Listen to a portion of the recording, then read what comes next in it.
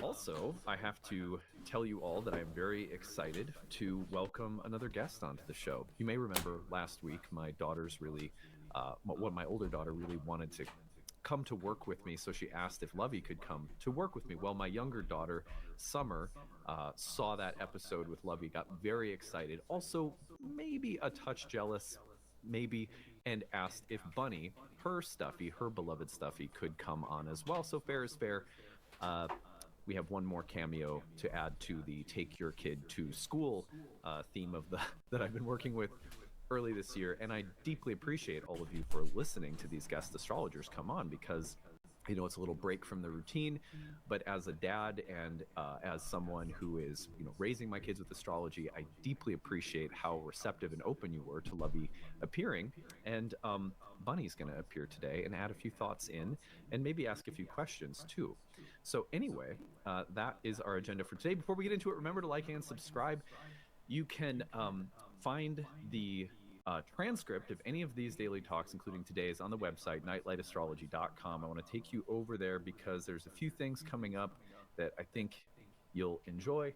Go to the events page, click on live talks, and you will see that on February 20th, I'm giving a talk on Venus retrogrades. It's called Venus Through the Fire, Unlocking the Mysteries and Magic of Venus Retrogrades. You will find that talk. The register link is there under the live talks page. If you can't make it live, you get the recording. And then you'll see the webinars for March and April are posted as well. Hope to see some of you there. It's going to be a really good talk for February to prep us for the Venus retrograde. I'll be saying a little bit more about Venus in Aries today as well, because we are about to get a whirlwind of astrological transits appearing in the sign of Aries, especially in the month of March. I'll say a little bit about that in a minute. Anyhow, so with that intro done now, let's turn our attention to the real-time clock. And I'm going to welcome Bunny onto the show. So this is Bunny. You can see, I'll show you. This is Bunny. And Bunny is Summer's Lovey that she has had since she was very little. Her Stuffy, I should say. And so Bunny is going to sit here. And Bunny's also quiet, like she doesn't say a whole lot, but she's very smart when it comes to astrology. She knows a lot. And she has some questions I think she's probably going to ask, because she loves to ask questions about astrology. And she also will have some insights because she's starting to form some of her own ideas, which is really cool. And I'm so happy to have Bunny here today. And also, I'm so thankful for all of you for being open-minded to letting my kids have a little connection to what I do. So, all right, now let us...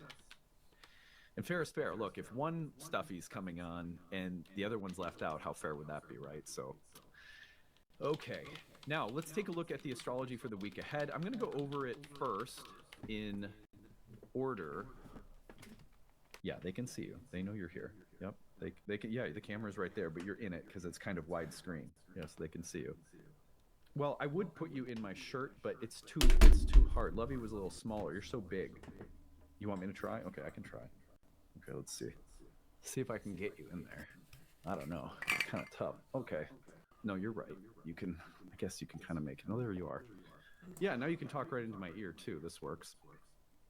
All right, let's take a look. So we start the week off on February 3rd, and we are looking at a trine from Mercury to Jupiter to start the week. Now, like I said, I'm going to circle around to this one at the end. Because it is a transit of the day, I'm going to spend a little bit of extra time with it after I go through all the other transits for the week, since this is our transit of the day. Mercury's trine to Jupiter is Aries, and it's happening as Jupiter is stationing and turning direct. And so this is a really a consequential trine between these two planets. It comes right after the Sun trine Jupiter last week. So, a nice little airy connection here that could signal a lot of nice things for us. I'm going to come back to that. So that's the first transit of the week that's happening today, Monday. Tomorrow, the big shift that's happening is Venus into Aries. Now, on the one hand, this change of dignity for Venus could be a little problematic. Here is Venus moving into Aries because now she's in the sign of her detriment. All that means is that she's in Mars's sign, and Mars is in some ways polar opposite to Venus. And so Venus has to express herself in a temple environment of the zodiac that is sort of polar opposite to her own nature.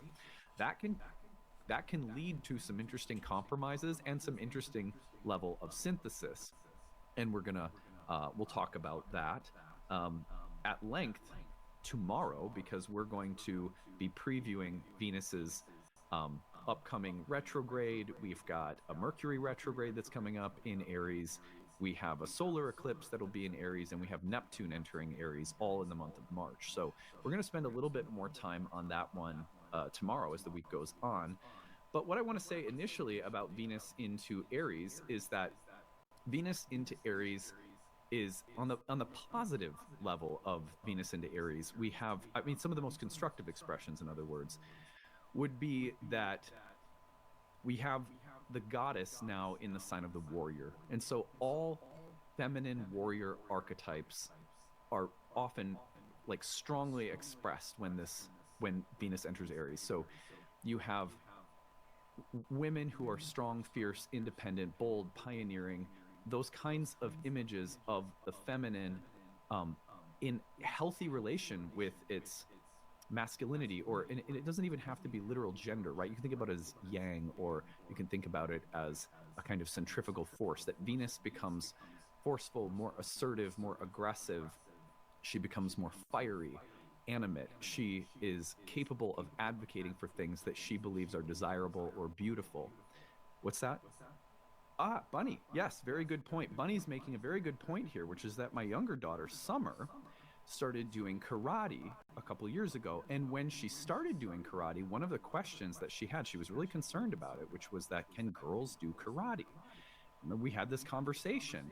And I remember we told Summer, and Bunny, you probably remember this too. We said, girls can do anything that anything that they want to do. If a girl likes sports, or she likes things that look like only boys can do it, that's totally fine. She can do it too. And it turns out that Summer's very good at karate. And in fact, when they had a little bit of sparring the other day, she was really taking this little boy to task. I'll tell you that. She was kicking some serious butt. But yeah, Summer's interest in karate, very Venus in Aries. In fact, what's interesting is that Venus is in Mars's sign, and Summer has Mars in her first house, which means that she's very athletic and she likes that kind of stuff a lot. So yeah, Venus in Aries. It's also interesting, Bunny, is that Ashley, that's my wife, that would be Bunny's mommy and Summer's mommy, was born with Venus in Aries. And one of the things that's funny about that is that she worked with a lot of women in entrepreneurial settings, where she helped set up new businesses until she finally started her own business. So one of the things that Venus in Aries is really good at is giving women the strength and incentive and power to do what they want to do, to be strong, and maybe to start their own business, or to be very athletic, things like that. So Venus in Aries can be wonderful for those things. And I'm glad that you brought that up, Bunny. That was a good association. So the other thing that Venus and Aries can bring up on the shadow side, aside from all of those kind of nice way of the feminine warrior motifs that I really like for Venus and Aries can struggle with things like being hyper aggressive, or independent, or belligerent, or selfish, or fiery and impulsive and impatient, at the cost of harmony, peace, beauty, likability. And that's the tension, right? How do we let Venus do Mars things while retaining something of the harmonizing nature of Venus? That's where the tension occurs. And there's a way in which it's like there's I like to use the analogy of a dimmer switch. So a good way of thinking about it, in karate, for example, when Summer does her karate, in the context of sparring, you bring out all of that aggressive energy, and you fight, and you show your moves, and you defend, and you do all of that. But then when it's over, you bow politely to the other person. So there's also an element of harmony that has to be a part of it, because if you just ran around the world hitting and kicking people all the time, right, that wouldn't be very good. And in karate, the teachers say that it's for self-defense, which means that you tap into those energies only when you really need to. And that's something like what Venus in Aries is always, that's the tension that we're always working with when Venus is in Aries. We might need to do things that are a little bit uncomfortable, assert ourselves more than we are used to, be pioneering, brave, courageous, bold, like that. But then do we have the ability to also step back and know when we're being too much or too aggressive, or when it's time to sort of bow and be peaceful? So that tension becomes more pronounced when Venus in Aries is in Aries, trying to hold those two things at the same time. So very nice connections here. That, thank you, buddy, for that, really. Okay, so let's move on now. The same day, Jupiter is turning direct. We talked a little bit about Jupiter turning direct last week. That is another really good question. Bunny's asking if planets actually move backward in the sky when you say a planet is retrograde, and then when it goes direct, does that mean that planets sometimes really move backward in the sky? Well, from our perspective, Bunny, they really do look like they're moving backward. And from our perspective, we take that meaning symbolically, but actually out in space, they never stop moving in the same direction. It's just because of our perspective on Earth that it's kind of like an optical illusion where something looks like something, but it's actually something else. So, yeah, from our perspective, it looks like they're moving backward. They're actually not moving backwards, but because of how the Earth is moving and the rotation of the Earth on its axis and the way we're traveling through space, it looks from our perspective like they're traveling backward. So they're not really, but it has a lot of symbolic value, that backward movement in astrology. And so when it turns direct, there's also a symbolic meaning to that. And the symbolic meaning of Jupiter turning direct is usually that a phase of revision, reflection, refinement, delays, setbacks, reversals is now concluding, and we will start moving with forward motion again. Symbolically speaking, that might mean that delays are over, setbacks are over, integration has occurred, and we're ready to start making progress again. A refinement or a period of reflection now leads to integration, and there's a feeling of starting to gain traction with something again. The other things that can happen with Jupiter turning direct are just an expression of wisdom, insight, and understanding that's been gained since the planet turned retrograde. So let's look back at when this planet turned retrograde, because that will give us a little sense of where we've been since this occurred. So if we go back to Libra season, when the sun trined Jupiter in the sign of Libra, right around that time in October, about October 10th, Jupiter turned retrograde. So if you stretch it out from October to right about now, that is the period of time where this reflection, revision, refinement has been taking place. That's been taking place in the whole sign house of Gemini in your chart, which we looked at last week. So this is a big day this week, because they're really, for many of us who pay attention and track the planets, you'll start to feel like you're making progress again, which is there's really nothing better than feeling like you're starting to, after maybe a period of feeling a little stuck, or like there's been delays or setbacks or revision, it's nice to feel like you're moving ahead again. So that takes place tomorrow, and that's a big transit. Very good question Lovey had about asking if planets really move backward or not. They don't really move backward, but again, isn't it cool that our perspective of what the heavens look like from a symbolic level is very important? Okay, let's go to February 7th. So on February 7th, Venus is going to sextile Pluto. This is a little transit, not the biggest deal in the world, but Venus sextiles to Pluto bring together the realm of beauty and relationships, love, and our connections, our romantic connections with other people, or our friendships, or even things like relationships with women or sisters, very all Venusian topics, into contact with Pluto, the ruler of the underworld. Sometimes that means that we have to look at things that are a little bit more difficult, or maybe a little darker within relationships. And yet that can be very healing. And in a sextile might be a very positive thing. There might be a little bit, you might have an easier time resolving conflicts or looking at things you don't really want to look at. For example, our girls, like, they get into fights about going into each other's bedroom. I don't want you in my bedroom. Get out of my bedroom, like that. And sometimes we have to sit down and talk about those things. And it's not always easy, and feelings can get hurt. And sometimes it's just like, I don't want to look at this. I don't want to do this.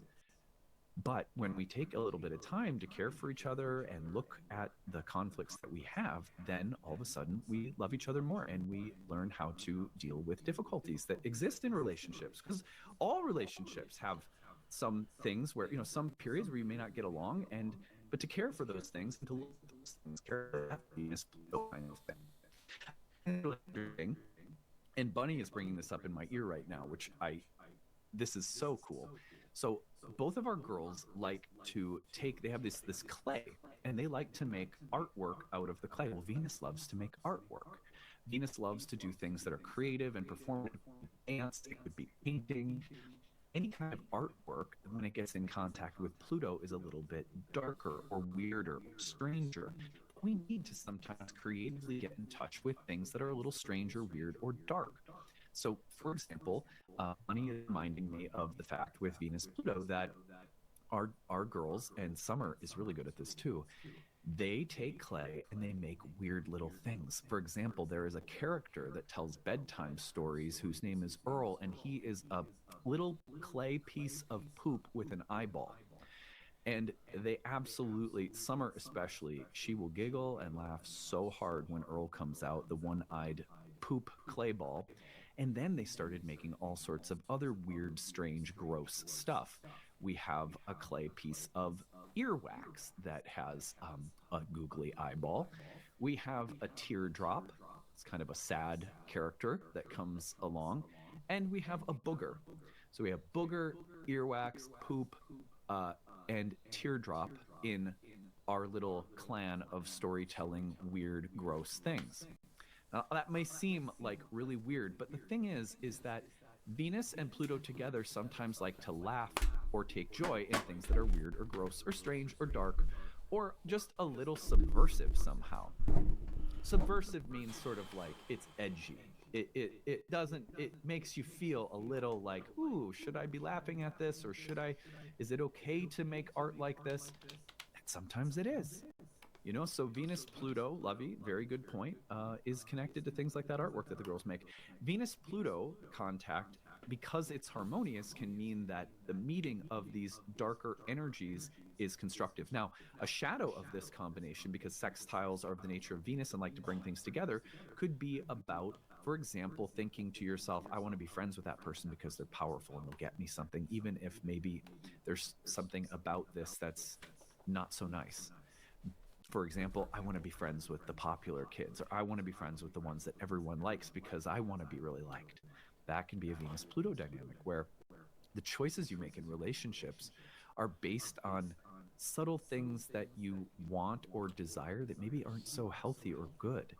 So Venus-Pluto has to be careful of unseen or hidden motivations and power dynamics in relationships, and power trips or power plays that are subtle and may appear as though they're good or harmonious. Like you could go up to a friend at school and say, hey, I want to be your best friend because, I just really like you. But secretly you're thinking, I don't even know if I like them, but I know that everyone else likes them, so I should try to be friends with them, right? Something like that you have to be a little bit careful of with Venus and Pluto. All right, so a good transit to look at. Now, on the 9th, we go 2 days forward, and we have a Mercury Cazimi. So Mercury Cazimis are the exact conjunctions of Mercury and the Sun, placing Mercury at the heart of the Sun. This is a temporarily empowered position for Mercury. So one of the things that happens is you will find that some of the most interesting messages, forms of communication, ideas, epiphanies, realizations, insights will come about during this time. You may also find that someone is being empowered or someone is being given a special degree of authority or privilege. Sometimes Mercury at the heart of the Sun is talked about as seated on the throne of the king or queen and being given the seal of the king or queen, like an ambassador who can go to another country and make decisions on behalf of the ruler. So Mercury becomes especially empowered on this day, and it's really good for solving problems or for understanding something. Yes, Bunny's making the very good point that when Summer has been learning to read, she's learning to put words together and read words, and there's this moment of excitement that you can see on her face when she's reading, and she starts going, oh my gosh, I can read these words. There's a feeling of like, I'm getting smarter, I'm understanding something better. The light's turning on in my head and I can start to do something that I couldn't do before. Any kind of insight or aha moment while you're learning is related to the symbolism of Mercury and Venus. So maybe there'll be some exciting learning experiences this week. What do you think about that, Bunny? Yeah, yeah, that's a really good point. Yeah, and the other thing Bunny is mentioning is how good it feels to read for other people and they can see that you're doing it. They can see, oh my gosh, she's reading, and to everyone gets excited about it when you read. And that is a very Mercury Sun-like moment because you start feeling like uh, other people celebrating the fact that I'm learning and growing makes me feel good about myself. Yeah, yeah, for sure. That's a good one, Bunny. Okay, finally, so Mercury, watch for an empowered moment around mind, speech, communication. Watch for the messenger archetype being sort of brilliantly infused with light and power, um, and that would be again on Sunday. And then on Sunday, we also have Mars trine to Saturn, the final transit that I'm going to talk about, and then we'll circle back around to Mercury trine Jupiter for today. So we have the. Here we go. Where am I? Okay, here's Mars in Cancer, retrograding into the trine with Saturn. That's happening Sunday at the very end of the week. And trines between Mars and Saturn are very good when it comes to combining the qualities of maturity, discipline, what's up, True Faith? How are you, man? Time, age, sort of that veteran experience of Saturn. Time, age, wisdom, experience, maturity, stick-to-itiveness. Yeah, let's put on something. We'll put on the Tim Dillon show. Which is effort. Tim Dillon has a new episode out. And when you put them together in a trine, they can act very constructively. What's up, man? Glad you're here, buddy.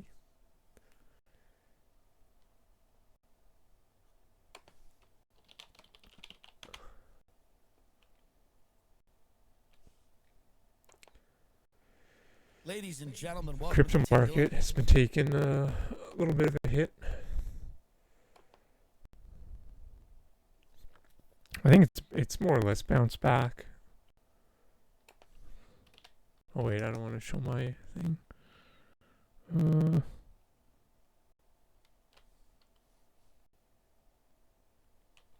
It's fine. Show. Very sad. Want to talk about this. Obviously, up top, so many people are flooding into my inbox and saying to me, "You predicted this plane crash," which was obviously terrible. We're not making jokes about it. We did that on the Patreon.com Dylan show, but not about the plane crash, about the CEO statement, which was bizarre. It was just bizarre. Like the CEO was like, it was American Eagle. He goes, it was operated by whatever, and then he goes, and that is a wholly owned subsidiary of American Air. Like it just felt odd to get into the corporate structure of the actual carrier, but it's tragic. Obviously, a Black Hawk helicopter collided with the plane on final approach into DCA, Reagan National Airport in Washington, D.C. I don't usually fly into Reagan. I have, but usually Jackstar's being taxed. Maurice is taking it off the top. It's not an airport that I know particularly well. I called my guy, my private jet guy, and he kind of filled me in on that approach that they were doing, which is a pretty common approach because they don't want you flying over the Pentagon or the White House. And then you're coming in, and there are a lot of helicopter training exercises being done. There was actually one the night before this happened where a plane had to, and I read about this, a plane had to abort a landing because of a helicopter that was flying very low. And that happened literally 24 hours before this plane tragically crashed into the Potomac. So it's not a new problem, and it just underscores what I've been saying about flying, that if you fly in America, you're going to die. There's no other way to say it. You're going to die. Maybe not now. Maybe not this particular flight you're listening to this podcast on, but you will die. And you'll probably die horribly by plunging into freezing cold water.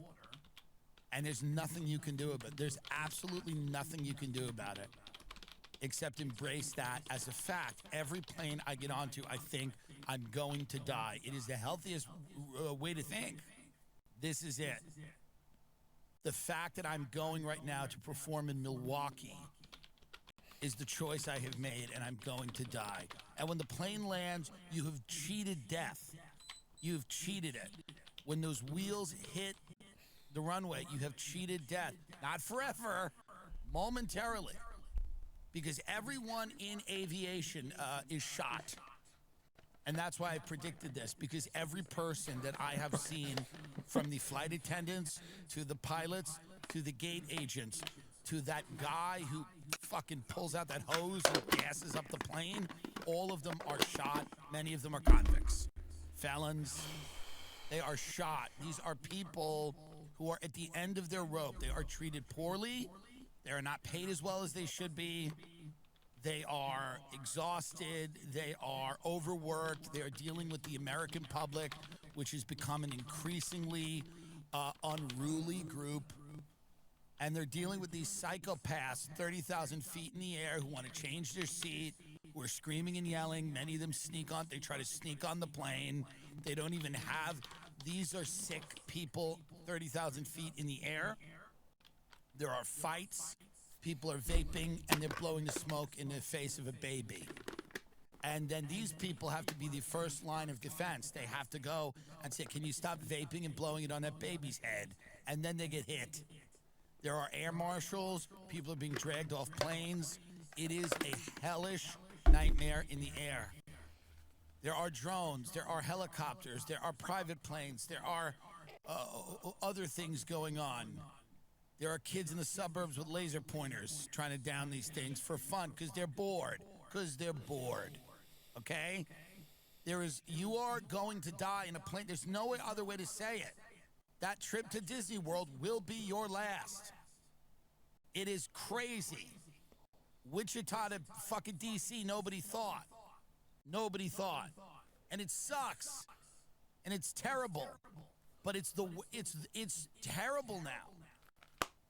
I mean, the best case is you get black mold, like that Delta flight, and you start vomiting. The best case on an airliner right now is you get norovirus, is the best case on a plane. The best case on a plane is that your literal best case on a plane right now is that they will not let it take off because a schizophrenic has gone insane. Pray a schizophrenic loses their mind on your flight and they have to take it to the gate. That's the best case. They're calling what happened yesterday and what's going on right now in crypto a bloodbath. But quite frankly, I know they haven't been in the markets very long. The reason why is because I've been on days where Bitcoin's down 20, 25%. And my entire portfolio goes down 50%. That's nowhere near what happened yesterday. Now the markets are going to be rough for a few days. Remember last week, Type 1, if you remember, last week I said that you're going to see a few days of rough waters. And then it's going to smooth out. Trump's going to pull a rabbit out of a hat. Well, those weren't my words. It's actually words from a prophet. I listen to lots of prophets, and I get a lot of cool information ahead of time. And that was Rosalind Solomon put out a little brief bit of information there. And so I had a cash position, and if everybody has been listening to me, you've been pulling profits, storing up cash. You'll always have a cash hoard. I can't stand it when somebody goes, I just lost $500. I'm like, well, you didn't lose it because you didn't sell it, and we'll buy more. I put all my $500 in.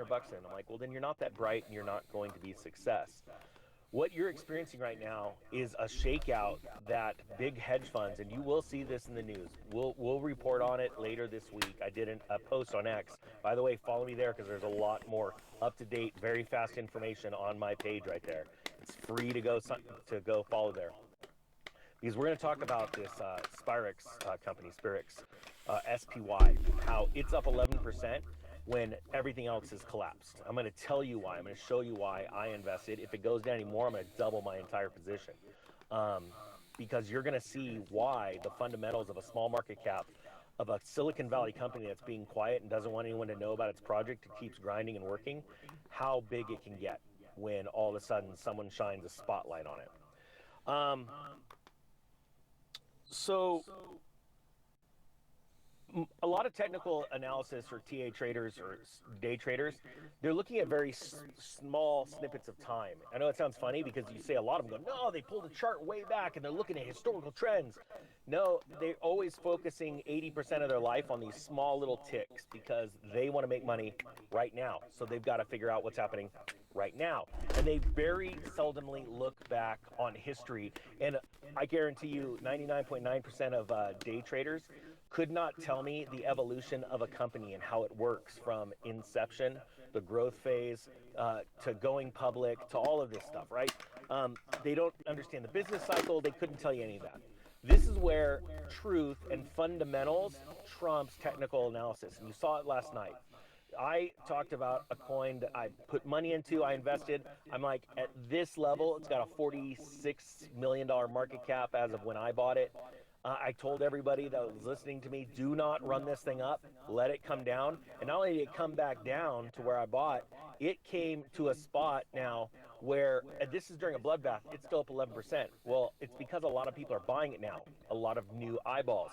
This is one of the reasons why I bought it, because it went through two previous pumps, one about 7 days prior, which was small, one good size back in December 1st, around that time.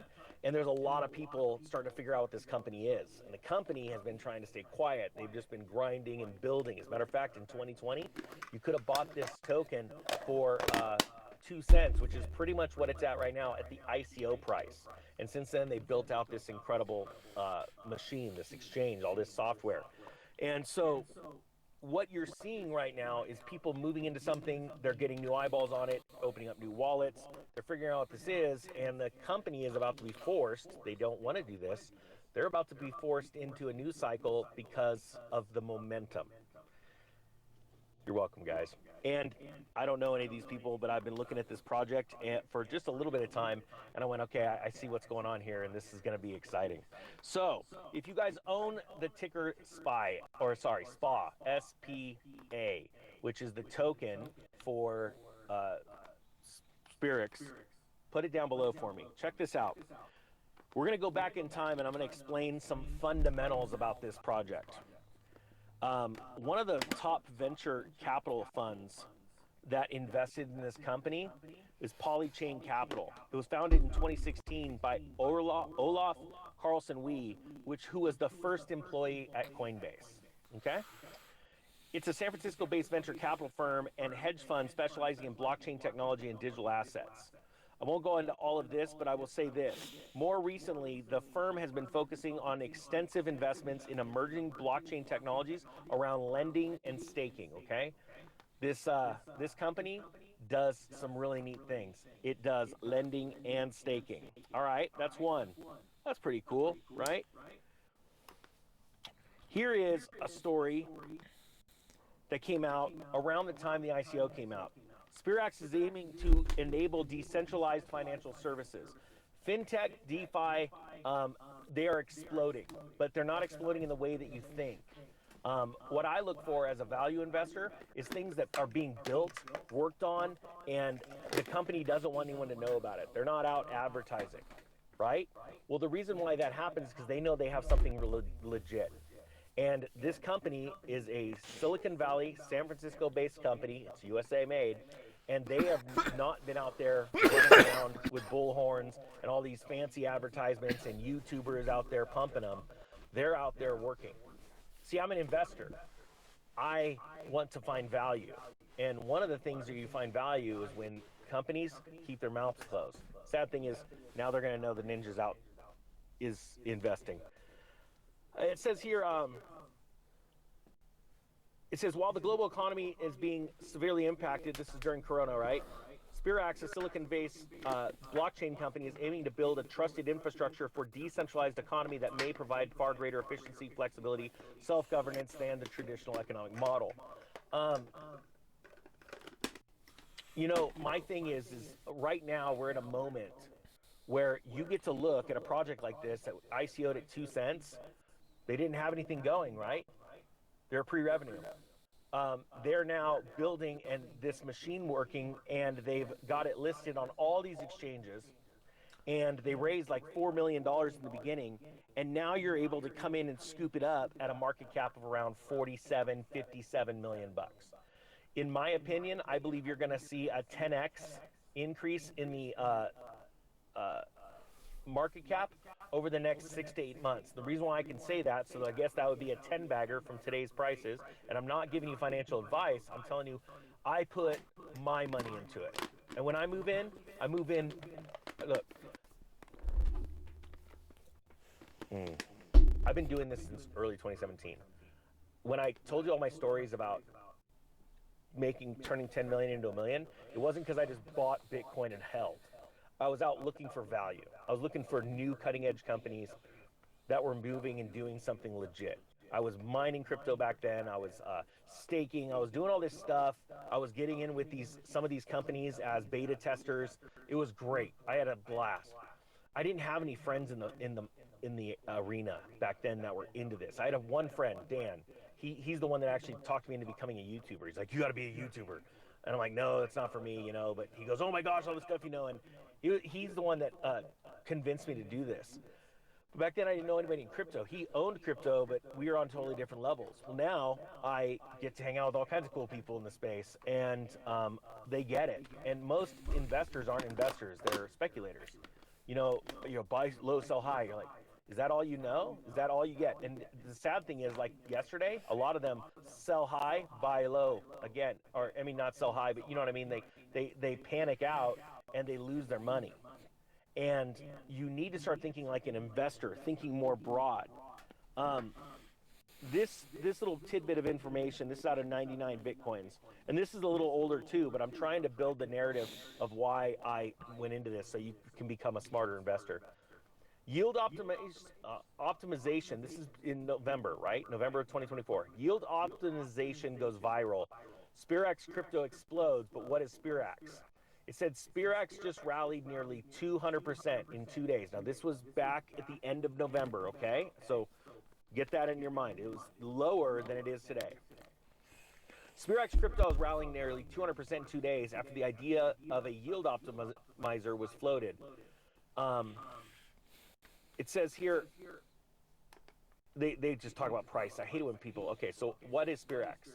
While meme coins are dominant, and you've seen it in the news where Trump sold a meme coin and bought a bunch of real coins, right? How does everybody feel about their Trump coins? Hopefully nobody here has a Trump coin.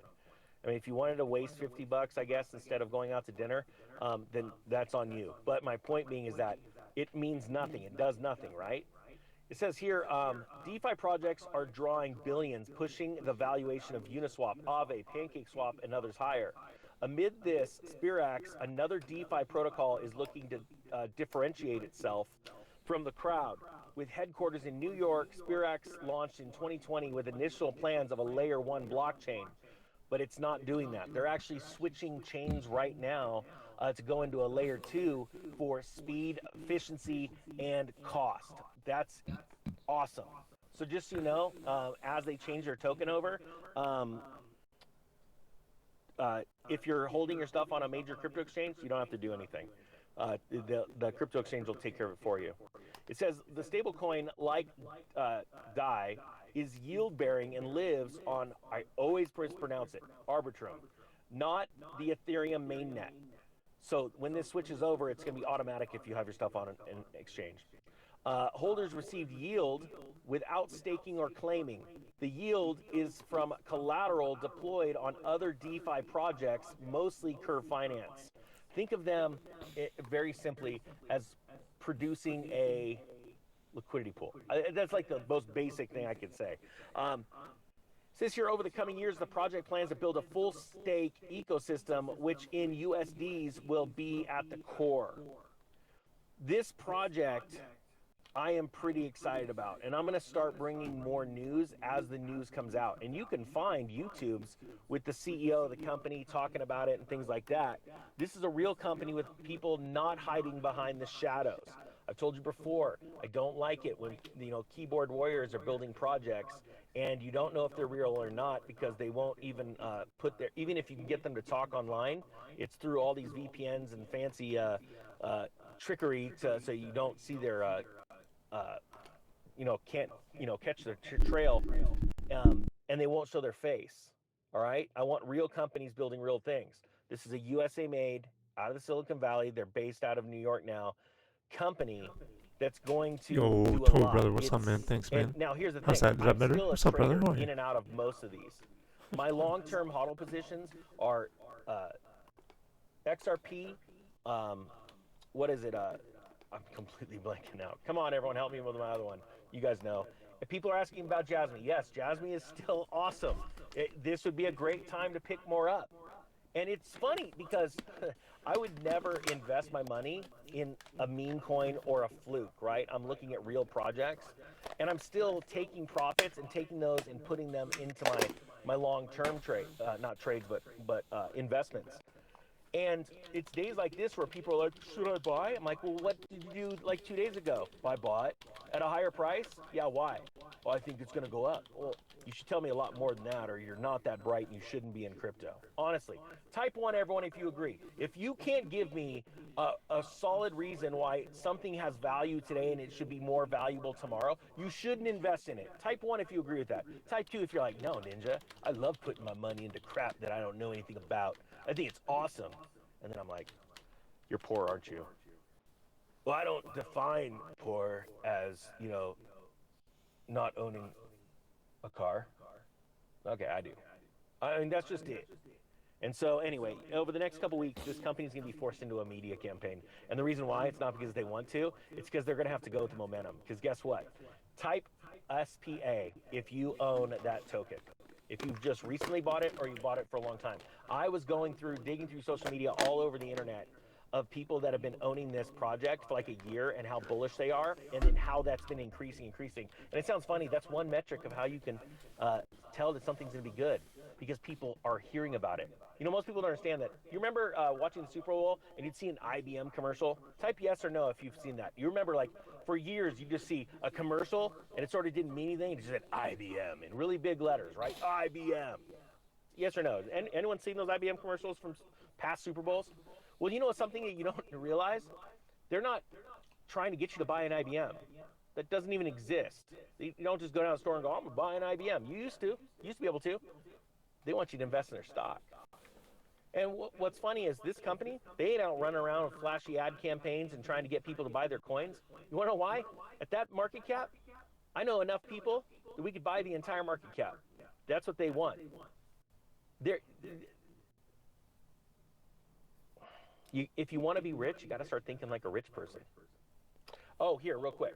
So this guy, let's do this. 4 TVs. Calling me a pumping number. Let's say goodbye to TV. Ban him from the channel. Because if you think I'm a pumping number, I hate to tell you, everybody I know that's listening to my ideas and how you should be buying crypto and when you should be selling them, do me a favor. Have I made you money? Type 10. Type 10 if in the last couple months you've made money and learned something from my free advice. This idea is, hey, you know what? This thing may be going up because of this, this, and this. And then when it does, hey, make sure you pull some profits off. And then we're going to move to the next one. See? So everyone say goodbye to TV, all the people that are making money. Cool thing is, there's going to be more haters coming out of the woodwork. Haters are just whiners that don't have a life. They're keyboard warriors. They're too busy running out of keyboard ink.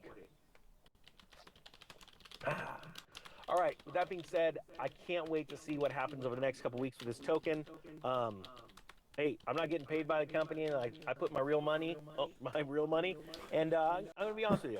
I know a lot of people in the space that are just straight up fakes, and they got no real skin in the game. So I won't be taking profits in this for a while till I see it move, and if it goes down, I'll buy more. And guess what? All my other ones, you know what I'm doing today? I'm going on a shopping spree because I have a cash position. I think the markets are still going to get a little more down from here, to be honest with you. And so I'm waiting to deploy my cash, and if I'm wrong and it takes off and everything's great today in the markets, well, then I'm wrong and I still got a cash position. So what? Zero emotion. Remove the emotion from this and you're going to do very well. All right, with that being said, go check me out on X because I'm slowly transitioning from YouTube over there. I don't need the ad revenue from YouTube. They want to hold me back. X is letting me fly free. We're going for it. With that being said, the Economic Ninja is out.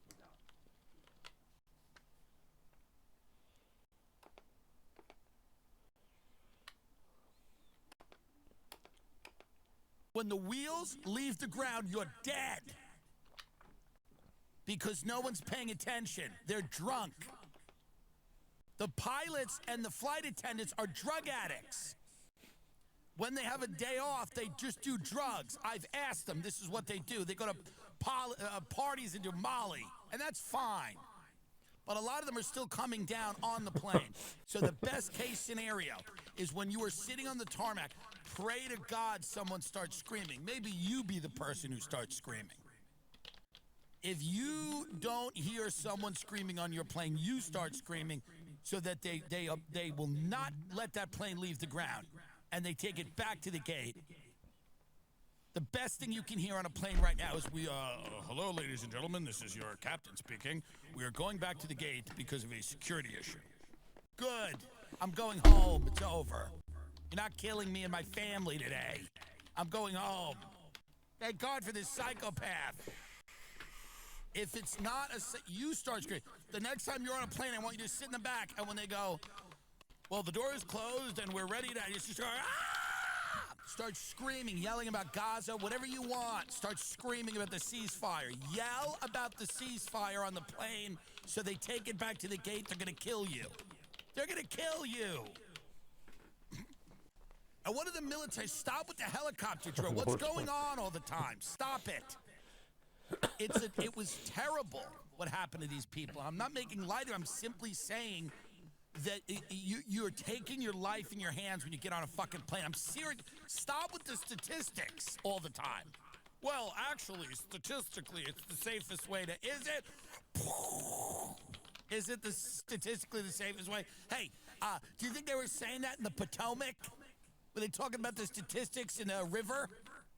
It's not. Statistically, it's not. I've been in 5 car accidents, by the way. Many of them I've caused. But the point is, how many... You find the guy that's in 5 plane crashes, I'll talk to him. I've been in head-on collisions. Me and a fat secretary, I made a left from the right lane. We're getting money to get Vicodin in Long Island. We had a head-on collision in the car Pepsi can, and she had her head hit the dashboard, and she had a massive balloon-sized welt on her head that filled up with blood. And it was fine. She's fine. We're all fine. You see what I mean? That's not the way it works in a plane. You can get an accident. I had sun blindness once because I was high in my grandmother's Ford Focus in the parking lot of Nassau Community College. Sun blindness means the sun refracts or reflects, whatever, I don't know, off the sun and blinds you. The sun, refracts off the snow, and you just can't see anything. You're blind. And I was high, and I, 35 miles an hour, accelerated into the back of another car, and then I just left. I left because I was high. And I'm fine. And that person's fine, probably. Everyone's fine is what I mean. Most car accidents are fine. Some of them are actually fun. Some of them are actually good, and they give you a jolt of adrenaline. You can go on about your day. Most of the time, it's fine. Insurance companies pay out. Most of the time, it's fine. Plane crashes are they're definitive. It's over. There's no second chance. You don't get pulled out of the Potomac and go on and start. You know, that one thing, that fucking miracle in the Hudson ruined everything.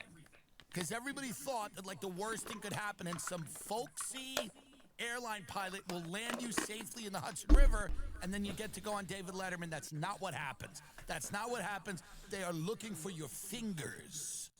That's what really happens. There's a diver going, I found a knee. That's what happens. You don't land safely in the Hudson River because folksy Sully Sullenberger. I'm just saying. I'm saying, really think now if you're going to fly. I have to fly for my fucking job, and I don't want to. But where are you people going? Where the hell are you going? Oh, you're going to a bachelorette party? Stay home. You're going to die. You're going to die. Crash the economy. Stay home. Stay home. Drive. Take Amtrak. No one wants to take Amtrak. People would rather die than take Amtrak. I realize that. But there are some nice routes that are very nice with Amtrak. When you walk into an airport now, just know you are in, it is a hospice. You are in your final resting place. That little Starbucks sous vide egg bite will be the last thing you put down your throat, and they will find it on the autopsy inside of you. They're going to kill you. They're going to kill you. Air traffic controllers are so absent. They let one of them leave early. I read that. One of the air traffic controllers, they let them leave early, so there was one controller. What did that person have to do? What did the air traffic controller have to do? I hope it weighs heavily on their conscience. Here we go. A superior allowed an air traffic controller to leave before the crash.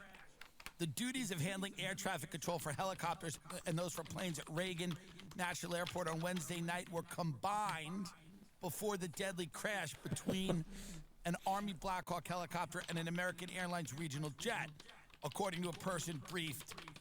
Make that a little bigger if you could. The left, that left one air traffic controller handling dual roles. Okay? Dual roles. Jesus. According to the person briefed, who was not authorized to speak publicly about the investigation into the crash. So someone left early. And I hope it weighs on their conscience. I hope that person who left early, it weighs on their conscience. Because I would have been that person. But it wouldn't have weighed on my conscience because I'm a strong person. And if you're going to leave jobs early and perform in a way that endangers other people, as I have my entire life, you have to live with it. I was a terrible lifeguard.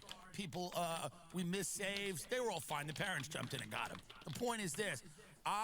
Because of my negligence in my jobs, have endangered many people.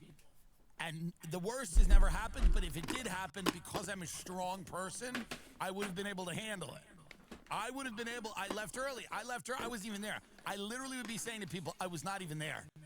I was not even there when that happened. Had I been there, it would have been okay. I'm a strong person. This person probably isn't. It's weighing on their fucking conscience. It's weighing on their conscience that they left early. It's a whole thing now. Their whole life's been completely changed. I would have been fine with it. I would have said, yeah, I left early because I wanted to watch YouTube videos on my couch and everyone died. But shit happens. But this person's probably crying at some fucking therapist that their job pays for. Own your decisions and own your life. It's terrible what happened, but you left early because you're a bum. And own that. Typically, the tasks of handling helicopter traffic and managing the planes are divided from 10 a.m. to 9:30 p.m. at the airport. According to the preliminary report, after 9:30, the duties are normally combined when traffic lessens. But an air traffic control supervisor combined those duties sometime before 9:30 p.m. and allowed one air traffic controller to leave early. So this is the supervisor's fault because they're trying to curry favor with some other supervisor they're probably having sex with. I have no proof of this is my guess. Or they want to have sex with. The staffing configuration was not normal for the time of day and volume of traffic. So a supervisor said, hey, it looks a little light. Why don't you get out of here? Whatever that person's name was. Maybe their last name was Thomas. Why don't you get out of here, Thomas? Sure. Yeah, we got it handled, Thomas. Their last name's Thomas. Get out of here. Go home and watch The Good Place. What's that? It was a sitcom from many years ago. Co-created by the creator of Hacks. What's Hacks? Thomas, will you get out of here? We got it handled. What do you think's gonna happen? A plane's gonna plunge into the Potomac? Get out of here and go watch The Good Place on Hulu. And enjoy your night. Order some Thai food. We'll just be here killing people. Get out of here. We're turning the river into a mass grave tonight, Thomas. All of these people should answer. All of them. All of these people, by the way. Every one of these people should answer for why they did what they did on that day. People's lives were lost. And I'm a little sick of the attitude of these people on the airlines. I'm a little sick of it. I know that I just talked about how hard their jobs were, and they are hard, but they are the job you signed up for. the job you signed up for. And I want to know why you fucked it up so badly that children, little figure skaters, terrible shit, died in this thing. And maybe it's not the airline, I don't know, it's probably not the people on the plane, but maybe it's the air traffic controller. It's seemingly, you know, this is a huge tragedy in the figure skating community. Legitimately is. Now, I'm not in that community, and I don't know much about it. You know, but I'm saying that's not good. Also, the Black Hawk helicopter, what the fuck's going on over there?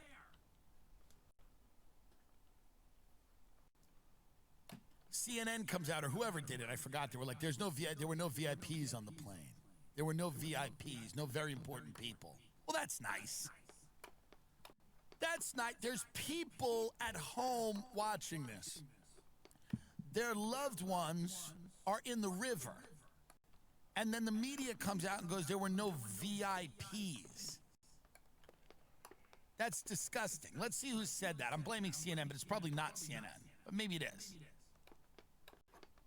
I don't know who said that. There's no VIPs on the plane. You know?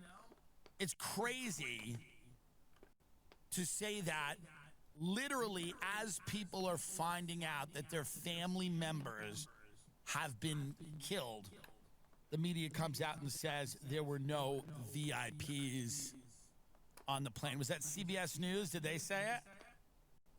Looks like Bradley Bowman. Who the hell's that? Former Blackhawk pilot. He said there were no VIPs on the... Former Blackhawk pilot, Bradley Bowman, has flown the route. He said he would be fair to describe it as routine. Let's see, what do we got? And so... you don't want the first time you're doing that to be with the VIP in the back. So he's not... So he basically said the day-to-day mission of the aviation unit is what we call priority air transport to fly VIPs around. And if you're going to pick up the chief of staff of the Army at the Pentagon and fly him on a night mission, you don't want the first time you're doing that to be with VIPs in the back. So you do these regular training missions to make sure that you know your trade. So here's what he was saying, and this is not what I mean. The media came out and said there were no VIPs on the plane. But what he's basically saying is the reason they're flying these missions at night, they're not combat missions, but they're flying Black Hawk helicopters at night, they're training because occasionally they're going to have to pick up Pete Hegseth and take him to AA. Come on! Come on! I'm a professional. You didn't even see it coming. You had no idea it was coming. You had no idea it was coming. No one knew it was coming. No one knew it was coming. And that was funny no matter what you believe, even if you're Vivek Ramalama. Selling a car privately can be a real headache. Endless negotiations, tire kickers, and paperwork hassles. But there's a better way to get your unused car off your hands. For 30 years, Cars for Kids has perfected the car donation process to make it truly effortless. They'll take your car in any condition, running or not, and turn it into funds for kids in need, plus a tax deduction for you. It takes 2 minutes on the phone with carsforkids.org/Tim. That's KARS4KIDS, carsforkids.org/Tim, to donate, and they will take it over from there. Get your car picked up as soon as the next day. No haggling, no scheduling conflicts, no paperwork nightmares. You'll receive a vacation voucher and maximum tax deduction while supporting proven programs that help children reach their full potential. With over 1 million successful donations over 3 decades, Cars for Kids continues to be a trusted partner for car donors across the country. Again, it's free, convenient, and easy.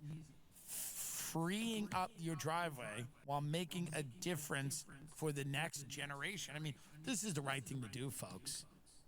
If you've got a clunker, a lemon, or even something you just want to get rid of, get the vacation voucher, get the tax deduction, help kids, especially if you're in the financial position right now to donate your car to this organization. This is really the right thing to do. It's a beautiful thing.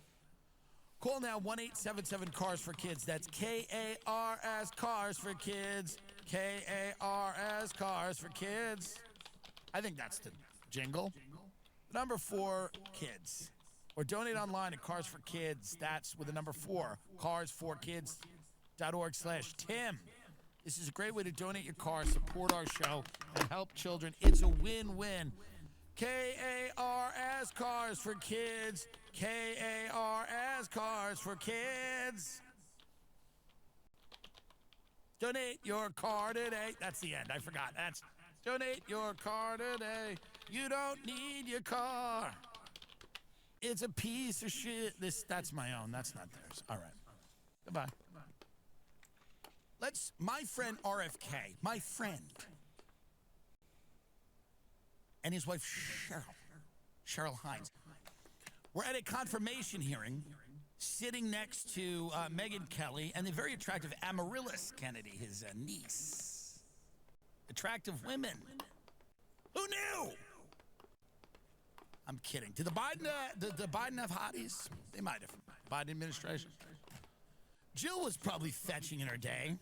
Jill Biden, before she started dragging her husband around and forcing him to be the president. I want you to bring up Sanders v. Kennedy. This is a confirmation hearing, RFK, and I've had discussions with this man. I believe he is the best man for the job. He understands what my parents didn't, which is that fast food is bad. In my house, we were confused on that. We thought if it was fast and hot and cheap, it was good. If we didn't have to make it ourselves, it was good. I was raised, and my generation was raised at Wendy's, at McDonald's, at Taco Bell, at Burger King, at Boston Market, and that was the healthy option. The healthy option was Boston Market. That was as good as it got for my generation. That was as good as it got, was Boston Market. And RFK understands how fucked we all are because of that. He gets it. So what RFK wants to do is ban the poison food. He wants to ban the food dyes, the additives, the chemically processed sludge we feed our little fat children. And sure, they're fun on Instagram with their catchphrases, these little fatties. Sure, it's fun to have a little fatty on Instagram with these but guess what? You grow up fatty, and people forget the catchphrase. They forget your song on TikTok. They forget it. And you're just a fatty bumbati. So what has to happen is RFK, and it's too late for my generation, but it is not late to save these fat little influencers. Yes, and many of them are cute and jolly. The point is this. Their insides are rotting because of what we're feeding them. Stop dragging your children around and making them eat sandwiches on TikTok. It's unhealthy. If TikTok had been around, I would have been the biggest star in the world. Because my parents would have dragged me to Wendy's and they'd make me eat Monterey Ranch chicken sandwiches in front of everybody. And I would have had a fun catchphrase too. It would have been fun. Eat the sandwich and then say something fun. And then because that was when they put the bacon in the ranch dressing and the Monterey Jack cheese, and it was in the gold little wrapper, and I would eat it and I'd go, it's so warm, or whatever my catchphrase would have been. I don't know. God, it's warm in there. I love chicken in my mouth. I don't know what it would have been, but it would have been good. And I would have been on the right track. But RFK is trying to stop this. And people are mad at him because he made a few statements about vaccines and linking them to, like, transgender school shooters. Who cares? Listen. Fast and loose sometimes with the chatter. It happens. You ever go out late night? You just talking? Sometimes he's talking. Sometimes he makes good points. We clearly didn't need to give 18-year-old healthy soccer players a COVID vaccine. A lot of them are collapsing with heart attacks on the field. That's not good. They didn't need the COVID vaccine. Probably. I mean, we're all looking back at it and we didn't need it. But RFK, he's an interesting guy. He's a wild guy. But, he has some of the right instincts. This guy's family's mad at him. Like his, Rory and Caroline and these other people. They're angry at him, and they're writing letters, and one of his nephews is doing TikToks, or maybe it's not his nephew. I don't even know. I don't know how it all works. But one of these guys is trying to get famous off hating on the guy. You know what I mean? It's not right. It's not right to get famous hating on your family. You can't see me, I'm not here. But the point is this. RFK is you're gonna get a gun in your face when you try to go and get the McGriddle. And that's what you need. You need a gun to get pointed at you. He's gonna put the military at Costco. They're going to take that Costco family and put them in Gitmo. All of this can happen if you just confirm this man. He will put the Costco, except the Rizzler, who we like. But like myself, he needs reform. The Rizzler needs reform. Me and the Rizzler should be sent to a camp where we are cooked for, and people make us work out, and they tell us we're stars. But the other two have to be put to death publicly. Yes, and the mother and the sister. So RFK, my point is this. Get Sanders up, who's yelling at this. RFK's taking it all here. Every person is in this guy's family. I mean, you know, this guy's kids are Democrats. That's how bad this guy's got it. Everybody's around the guy's a Democrat. He's trying to help people. It's fun to see the Democrats shill for Big Pharma and Big fucking McFlurry. It's very interesting. Nobody believes anything. It's a mad dash for power. Understand this. We are in the ugly phase of the middle of the end of the empire here, where everybody, there's a lot of gnashing of the teeth. Nobody really believes in anything except their own power, their own ability to manufacture a reason for themselves to have power. So all these senators are grandstanding. Like Elizabeth Warren's like a theater kid. She's like a theater kid. She's like not to be taken seriously. Whatever, she's going at RFK, but she's so over the top. And will you promise not to sell the vaccine? She thinks she's in Wicked. It's enough already with her. It's too much. You can make the points. But now Sanders goes at RFK for selling a onesie that says no vax, no problem. Let's get this up. Sanders is going at RFK because RFK is and I'll tell you this right now, because RFK sells a onesie that says unvaxxed, unafraid. And here's the thing, I respect Bernie Sanders, but I was fucking disappointed in him. You do not go at a man's merch. You do not go at a man's merch. That's fucked up. We're all sensitive about our merch. It's not our main line of business. It's not what we've put the work into. I'm not Donna Karen, okay? I'm putting out merch because the people enjoy the message and the program. For you to go at my merch sucks publicly. It's fucked up. For you to say, oh, it sucks, it's ugly, who would ever wear that? That's fucked up. I'm trying to sell it to people. You don't go at a man's merch. It's fucked, bro. I didn't go at the Field of Burn. There was a lot of merch you had, okay? It wasn't always the best, but it was like, whatever. And I respect this guy because he's got values and he's got principles, but you don't go at a man's fucking line. That's this man's clothing line. Call him something. Call him names. Say he's unfit for the job. Say he's a shill for frivolous lawsuits if you must, which I don't believe. Say he's a crank and a kook. Call him a conspiracy theorist. Do not go at his merch like that publicly. That's hurting his business. We're living in a time now, people, don't go at someone's meme coin and don't go at their merch. Have the respect to leave people's business alone. Keep their business out of your mouth. There's no benefit to being in government now unless you can have a coin or merch. So we need to establish that. You can trade insults, call each other pedophiles all day and all night. Don't tank the coin. Don't tank my coin. Don't tank my coin. Don't fuck with my merch. There has to be boundaries. unless this is going to get ugly quickly. Politicians right now are entrepreneurs. They have fan bases. Those fan bases are buying things. And it's important that that keeps happening because there's nothing left in this rotted corpse of an empire other than the exchange of goods and services. And they're cute. No vax, no problems, cute.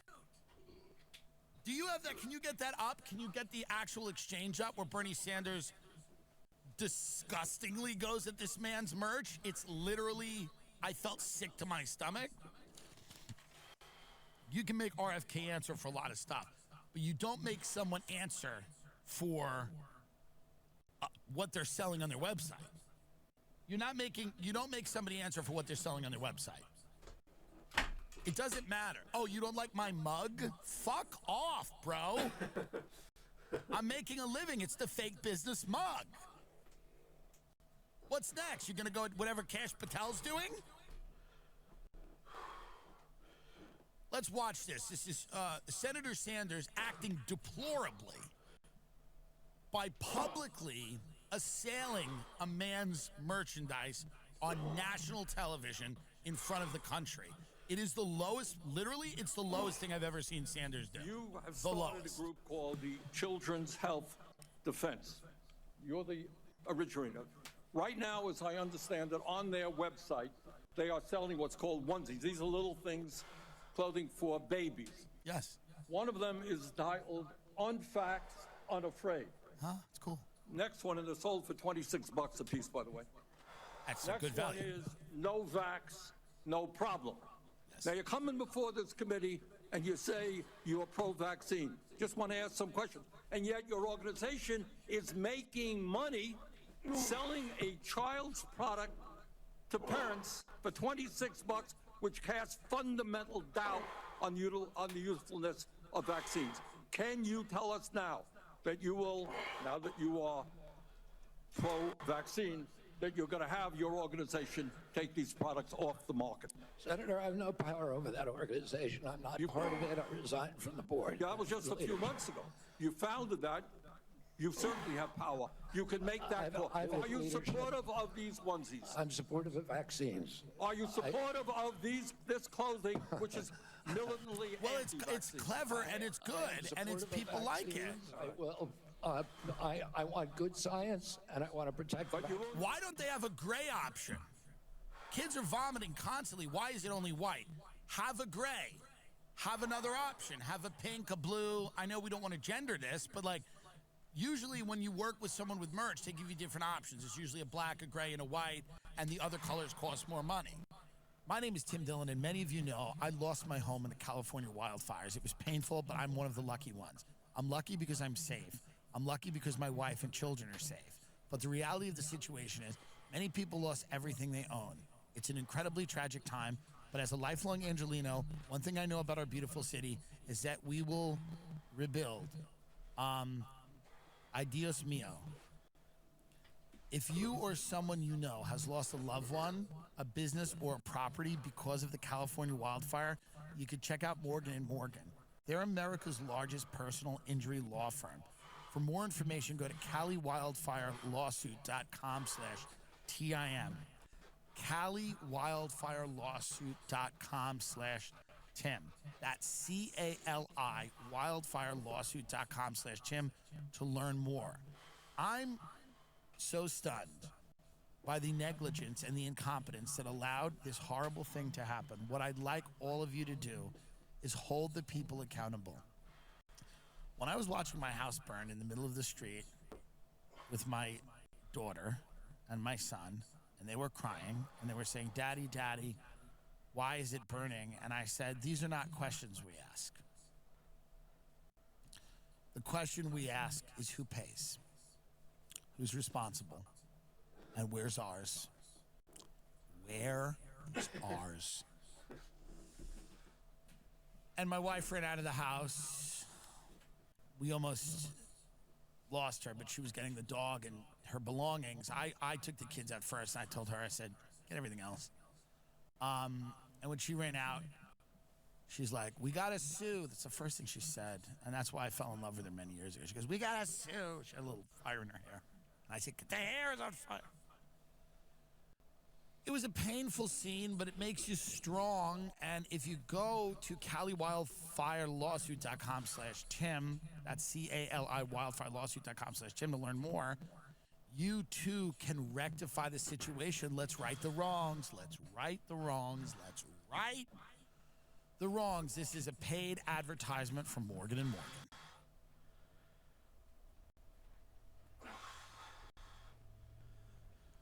Sanders is out of control right now with his behavior, and I don't know what's going on. But it is funny, by the way, in this chronically ill country where everybody's addicted to fast food and sugar, and our mortality rates are lower than they should be, and we die earlier than other people in the developed world, and our rates of chronic disease and obesity and things like that are much higher.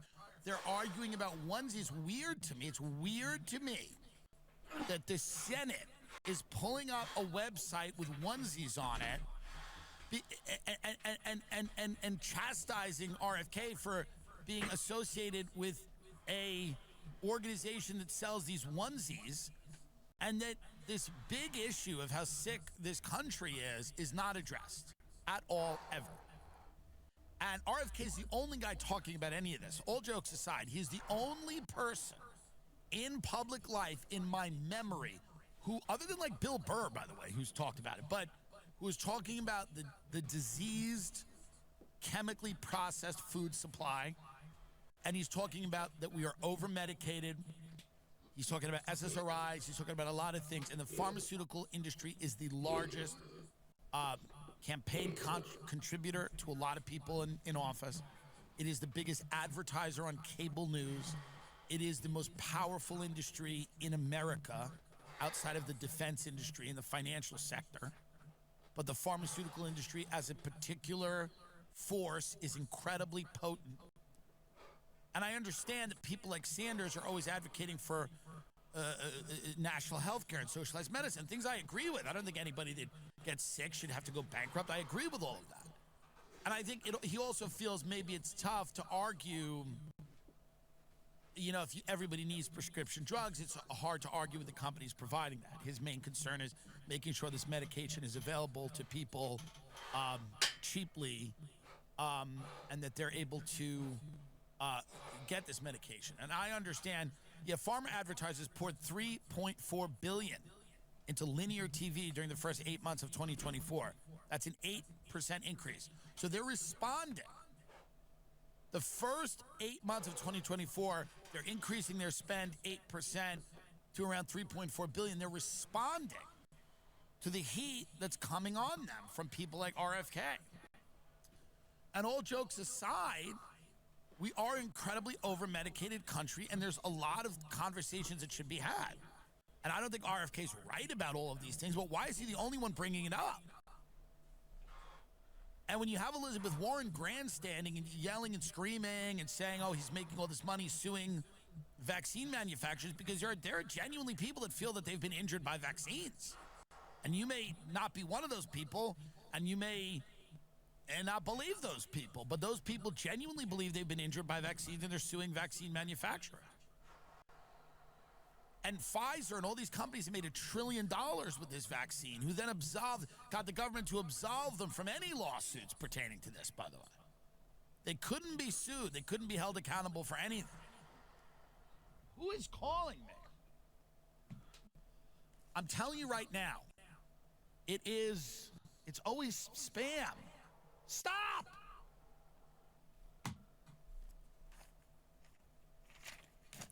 I'm just saying this. Whatever you may think about RFK, I personally vouch for him. I think the onesies are cute. They're cute. It's fun. It's fun to have a onesie. Maybe the baby is vaccinated, but he's trying to step out and be edgy to get puss. It's fun. It's fun to dress your baby up in a little edgy costume. People enjoy it, and there's a market for it. It's not the biggest problem that he's selling. Maybe they're ironic. Maybe it's a irony-poisoned baby. DeepSeek's ruining everyone's life. Chinese DeepSeek has come out, and we realize exactly what I talked about last week. And I didn't even know I was being Nostradamus again. People are going to start thinking I'm being fed info, by the way, because I'm so good at these predictions. People are going to think that I'm like being fed information by the Chinese, and maybe I am.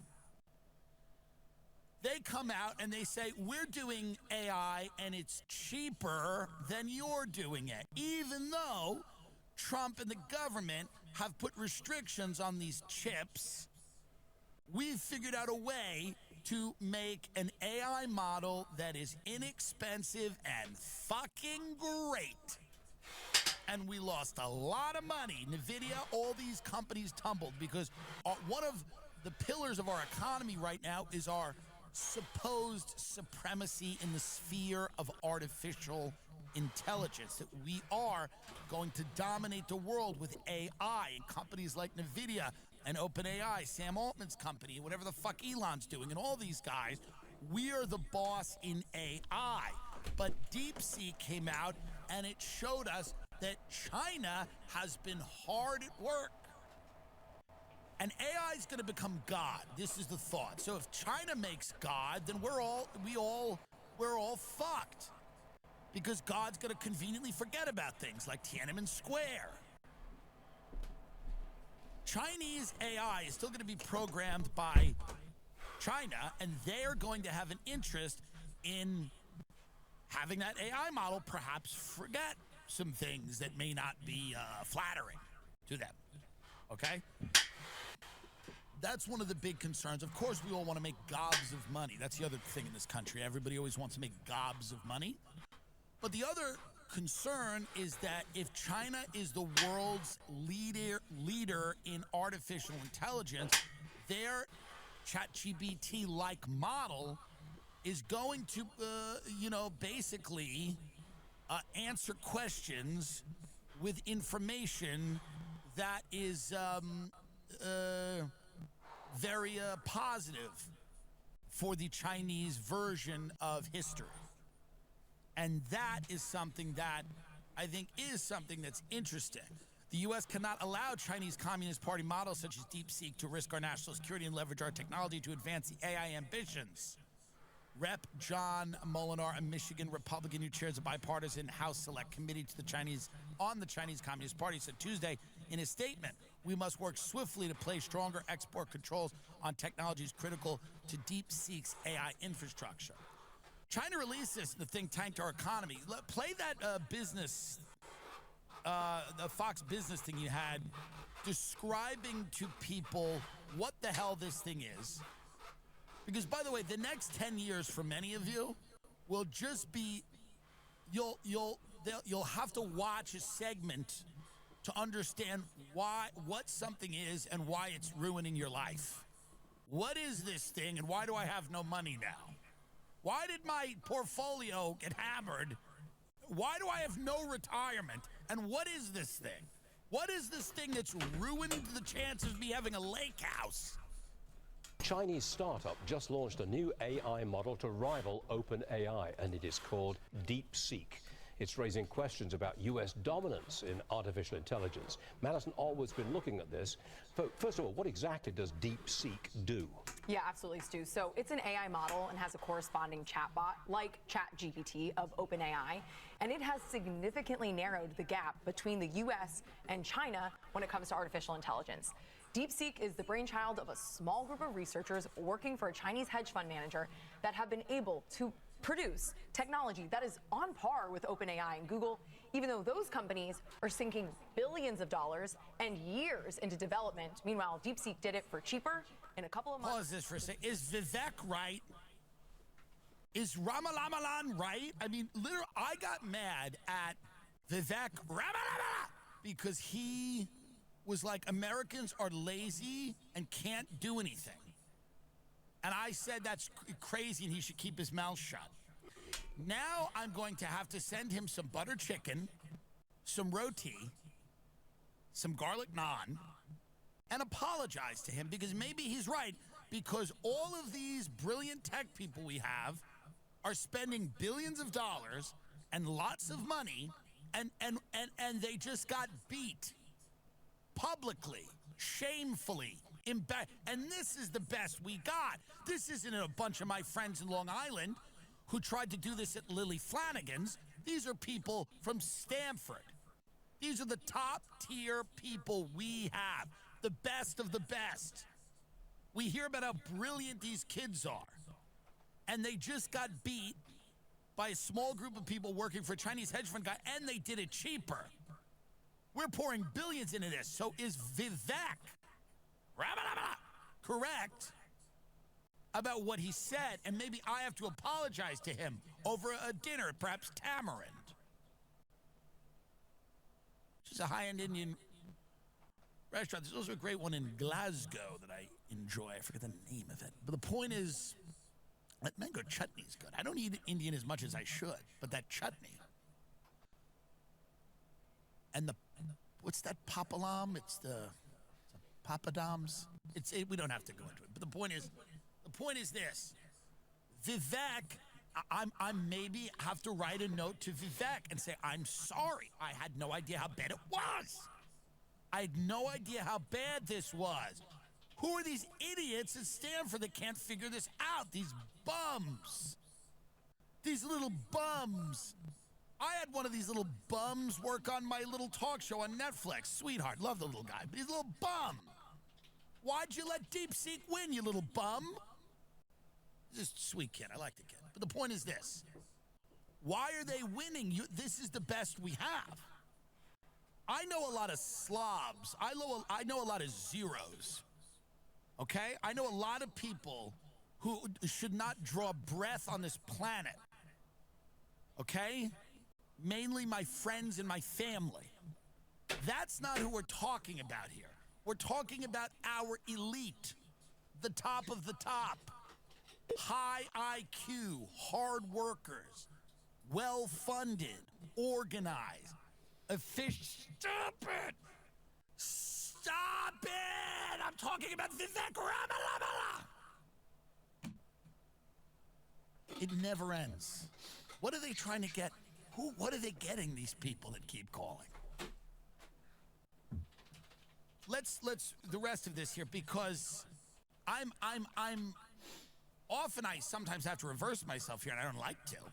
But I'm now wondering if we are so fucked, and I'm hoping not, and I still believe we gotta fail. We gotta, as Donald Rumsfeld says, we go to war with the army we have. So I'm still against bringing in these people on visas to make this better. If we'll just bring, we're so dumb, we'll just bring in a bunch of Chinese spot. We don't even know what we're doing.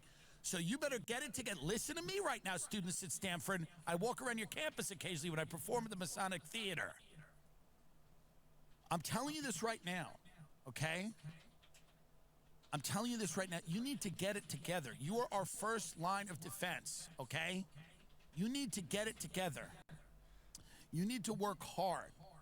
You need to focus. You cannot get lazy. They're getting lazy, I guess, over there. Let's finish this here up. So on January 20th, DeepSeek introduced R1. This is an AI model that reasons, so it can do complex problem solving. It thinks through the problem, essentially.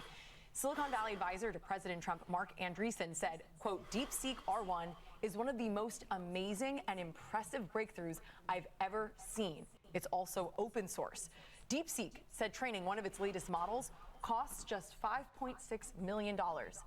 Compare that to the $100 million that Anthropic used last year. Pause that. I'm going to defect to China now. I'm sorry. I'm not going to go down with this ship. I'm not going to go down with it. I will defect to China now.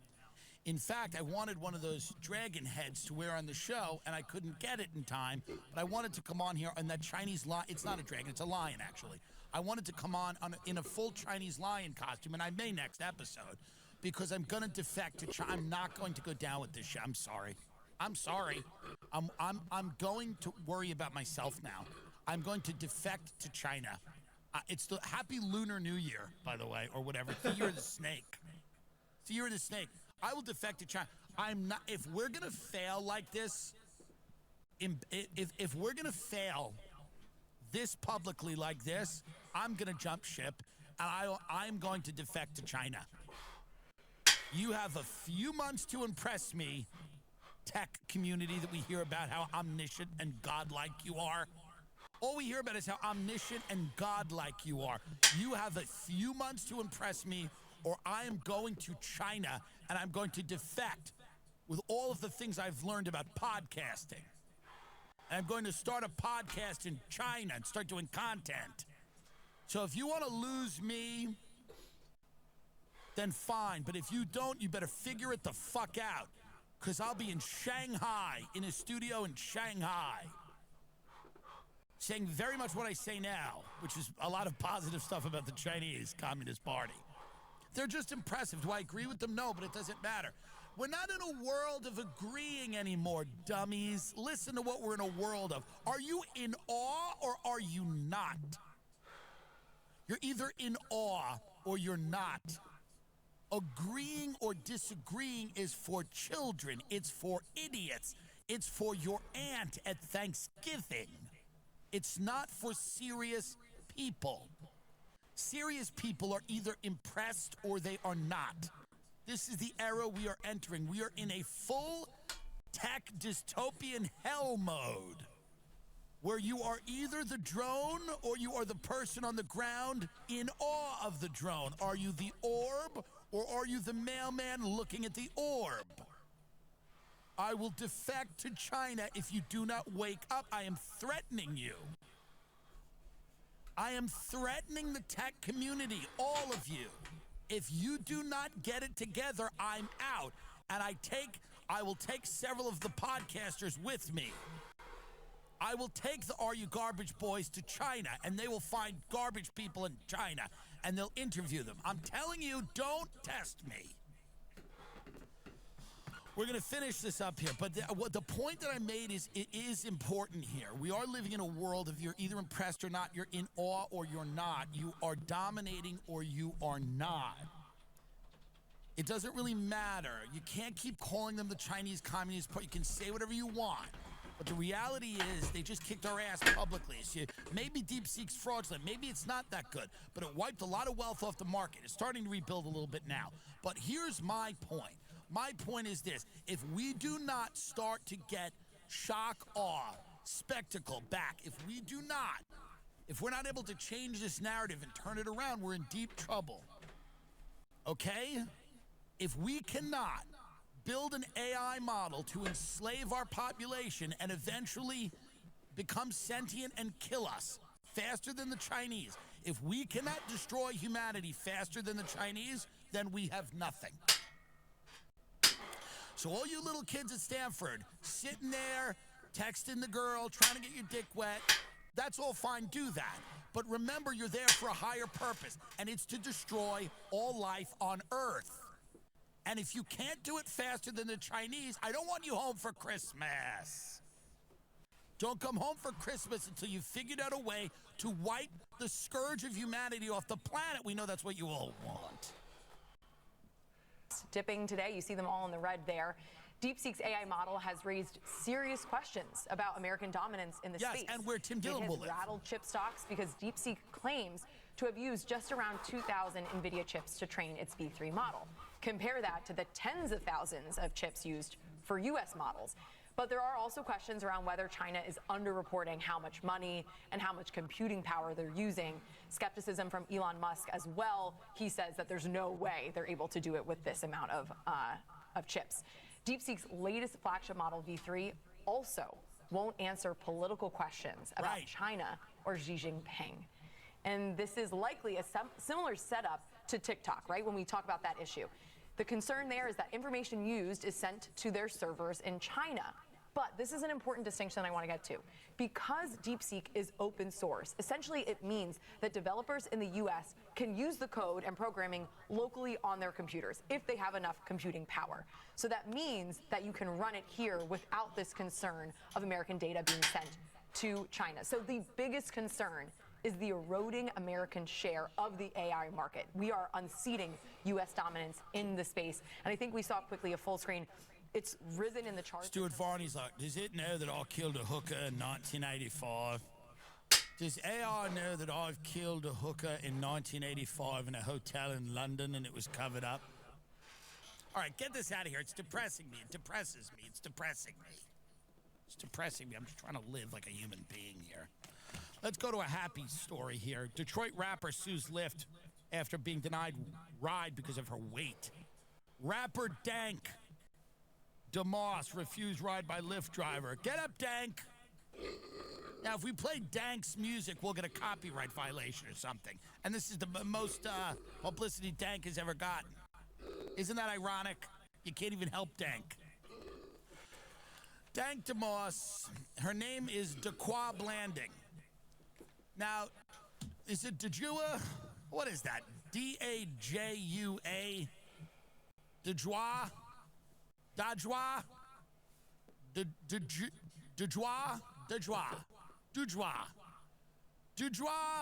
I like Dank better, to be honest. Okay, so Dank, the rapper Dank DeMoss, alleged that on January 18th, she contacted Lyft looking for transportation from her home to her cousin's house for a football game watch party. Well, that's nice. Doe, Jane Doe or John Doe, arrived at Blanding's home around 10 to 15 minutes later. However, when she went to get inside the vehicle, he allegedly refused to let her in. Court documents show. Specifically, as the plaintiff walked towards the vehicle, defendant John Doe locked the doors to his vehicle and attempted to drive away. See, this is when you know you have a weight problem. This is when you know you have a weight problem. And actually, she could really start a health journey here and say, I tried to get in an Uber. I knew I had a problem when I tried to get in a Lyft, and the guy locked the doors and tried to drive away. Now, why was he unable to drive away? Did she block the car?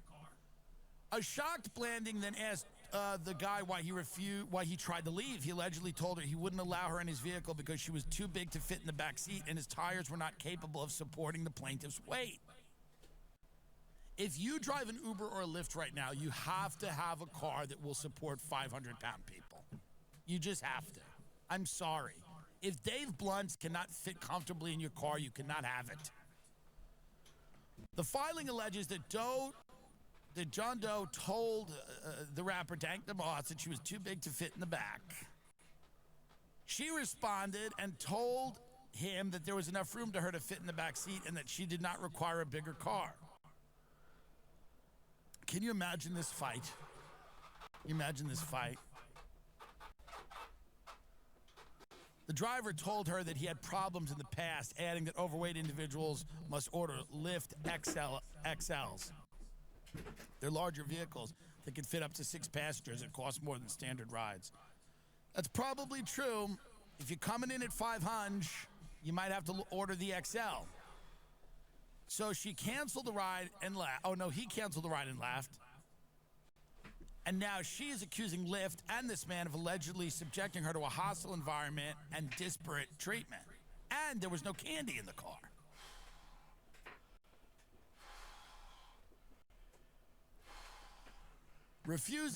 I'm just letting you, because you're all laughing, I'm letting you catch up. Refusing someone transportation based on their weight is not only illegal, but dangerous. I don't know how it's dangerous. Well, I guess if they're like, I don't know, if they really need to leave a place. Imagine the consequences if Miss Blanding were unable to seek shelter after the driver left her stranded. This could have ended even worse than it did. Interesting. She's suing for damages such as stress, humiliation, embarrassment, outrage, mental anguish, fear, and mortification, as well as emotional, economic, and non-economic damages. She is also asking for attorney fees and costs. Lyft comes out and says, Lyft unequivocally condemns all forms of discrimination. We believe in a community where everyone is treated with equal respect and mutual kindness. A spokesperson for the rideshare company said in his statement, he said, our community guidelines and terms of service explicitly prohibit harassment or discrimination. Well,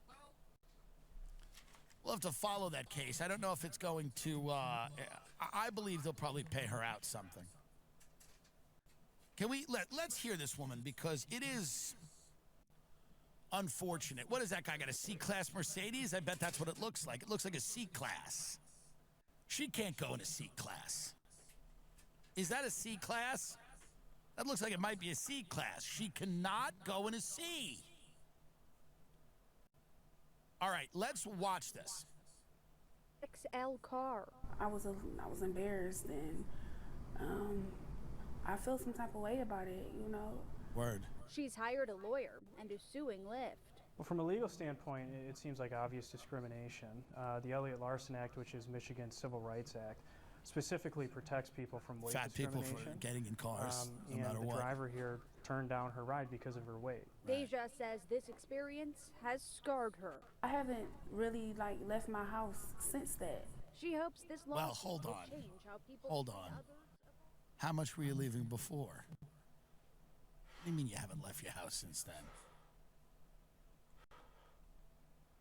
Isn't she a rapper? How's she making money? Where are you rapping? You're not leaving your house to go rap? Where are you rapping? I'll tell you another thing. Don't get on a plane from Kansas to D.C. Let's finish this up here with Dank.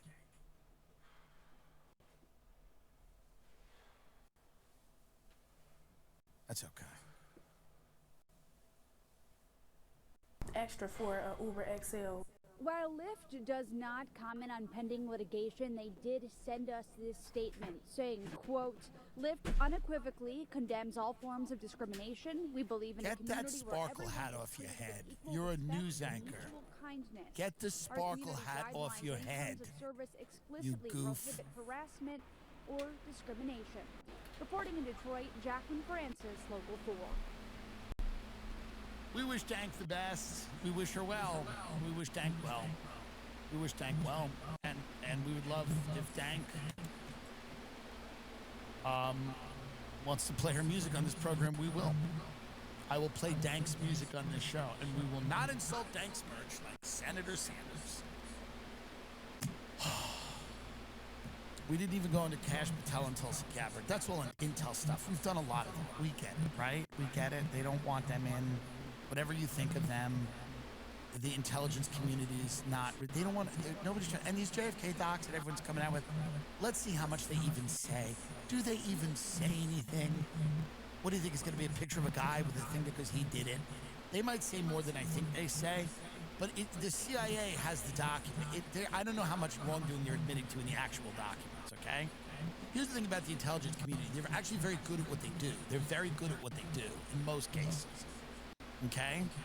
They're not bad at it. They're pretty good at it. They're not always great at it, but they're pretty good. On average, they're able to deceive people pretty regularly. So let's see what these documents say. We don't know. But they don't want Tulsi in there because she's against regime change wars that make people a lot of money. And they don't want Cash Patel in there. I mean, listen, Cash Patel might be a little bit of a huckster. I don't really know him. But the reality of the situation is this. They certainly don't want him poking around the FBI. The FBI is a tremendously corrupt organization, and they like it that way. They want it to be that way. They like it.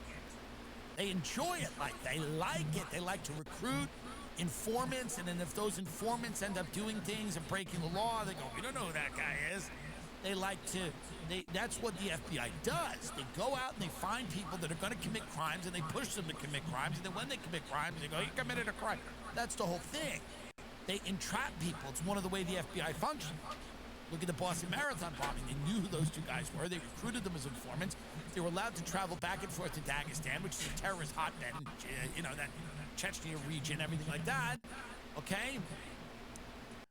Then they killed one of the guys that they were friends with during a routine interview, one of their friends, and they didn't even bring this guy to an FBI field office. They went into his house, a bunch of FBI agents, and then he supposedly tried to kill them by grabbing some vase or something, and then they shot the guy dead, by the way. The guy who was friends with Zokar and Tamerlan Tsarnaev, who might have shed light on what the hell was going on, ended up dead with the FBI. And that's one example. There's so many examples of the FBI, including all the informants they had on January 6th and what the hell they were doing or whatever. Whatever you think of Donald Trump, whatever you think of Cash Patel, the FBI is a tremendously corrupt organization. And the CIA, I mean, forget it. Come on, stop it. Stop it. Okay? But I'll tell you one thing. I'm a man of my word. I would never. I don't care how many people the CIA's killed. I don't care how many children they've trafficked. I don't care how many people the FBI has entrapped. I don't care how many terrorist organizations they've literally created. I don't care how many resources, materially and otherwise, they've provided to enemies of this country. I don't care how many politicians they've blackmailed. I don't care how many nefarious, horrible, murderous, villainous things they've done. I would never, under any circumstances, go after their merch. Be a fucking man. Goodbye.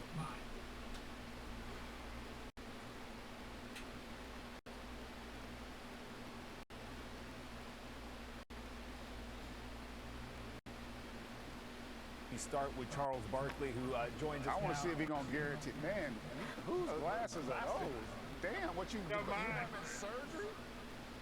Hey, Greg, leave me alone, man. Who like glasses? What are those? What's up, Chuck?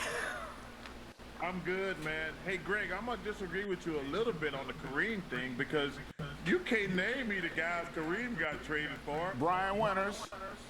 That's not the same. No, you're right. You're right. It's not. But I think the most shocking thing about this trade is a couple things.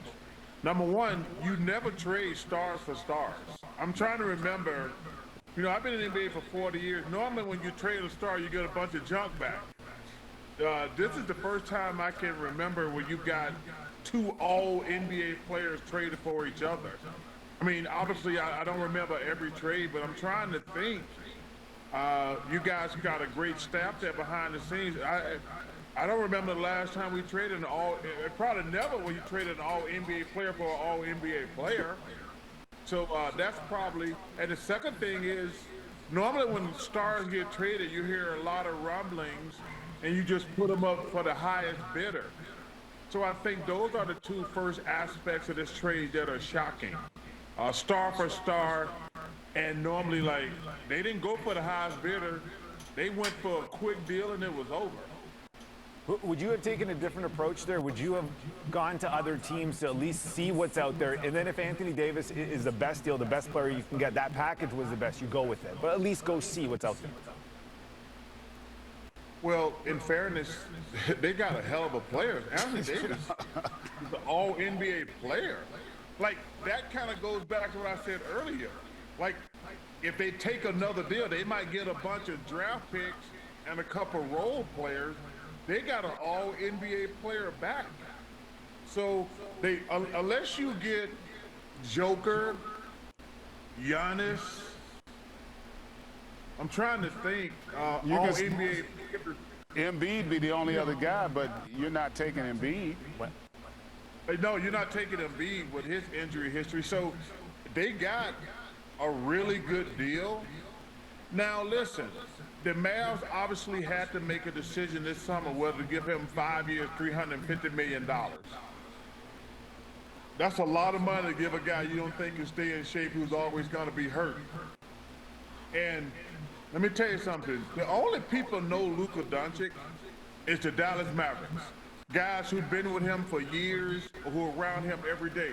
He's a great player. He's a great player. But all us talking heads, they know something. They must know something we don't know.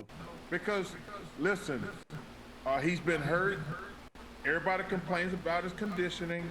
But once you give a guy 5 years, $350 million, y'all are stuck together for life. So this is going to be a great trade to see what happens the next X amount of years. I think the Mavericks are a win. Because, listen, I don't know who the second best team in the West is. The Oklahoma City Thunder are terrific. But I actually think, in my opinion, the Mavs are in that conversation as the second best team there right now. And the Lakers got what they wanted. They got a superstar going forward. I do think this kind of sets the end to, like, the LeBron James making all the decisions. They're like, hey, we love you, LeBron, but we're going to start what's doing best for the Lakers. That's what I got out of this trade from a Lakers standpoint. Because I don't know if they didn't come tell LeBron, because number one, Clutch Sports is Anthony's agent, but it seems like to me they're like, hey, you know what? LeBron's on his last leg. Let's start getting us a star for the future. And it's going to be fun to talk about this trade, sit back and watch who wins the trade. I think both teams have to win a championship to say they won the trade. Both teams have to win. The only way you can win this trade if you win the championship. Like I saw Nico say they probably got a 3 to 5 year window because Kyrie's great, Anthony's great, and they got a really good team down there. The only downside with Luka being 25, they probably got a 10-year window. But whoever wins the championship is going to be the winner of this trade, plain and simple. Chuck, you hit it on the head, and that's what you're saying is kind of where I am. Like, I think it's a really good trade for both teams for different reasons. Because I think in Dallas's case, Dallas is win now mode, and you heard Nico talk about he fits their timeline. Him and Kyrie are in essence the same age.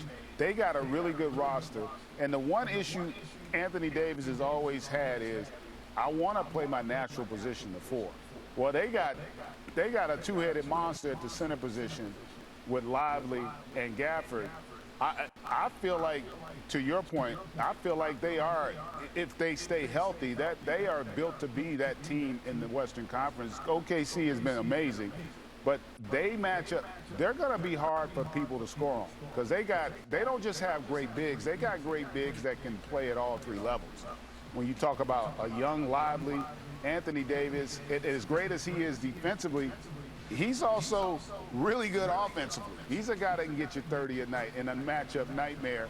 And for the Lakers with Luka, they've now got a new face of the franchise. That guy is box office.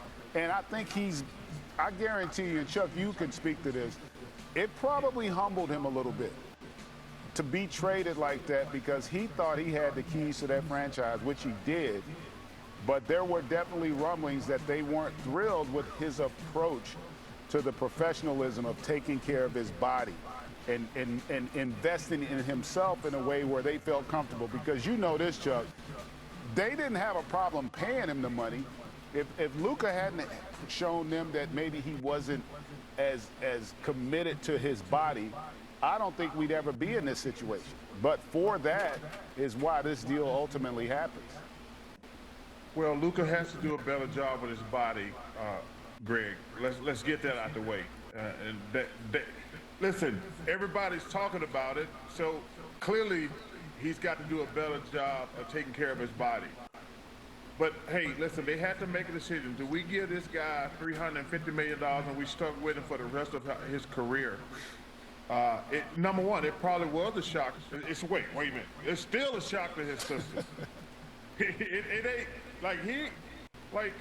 when my phone started going crazy last night, I actually thought somebody like this. You thought it was DoorDash? You thought it was DoorDash? No.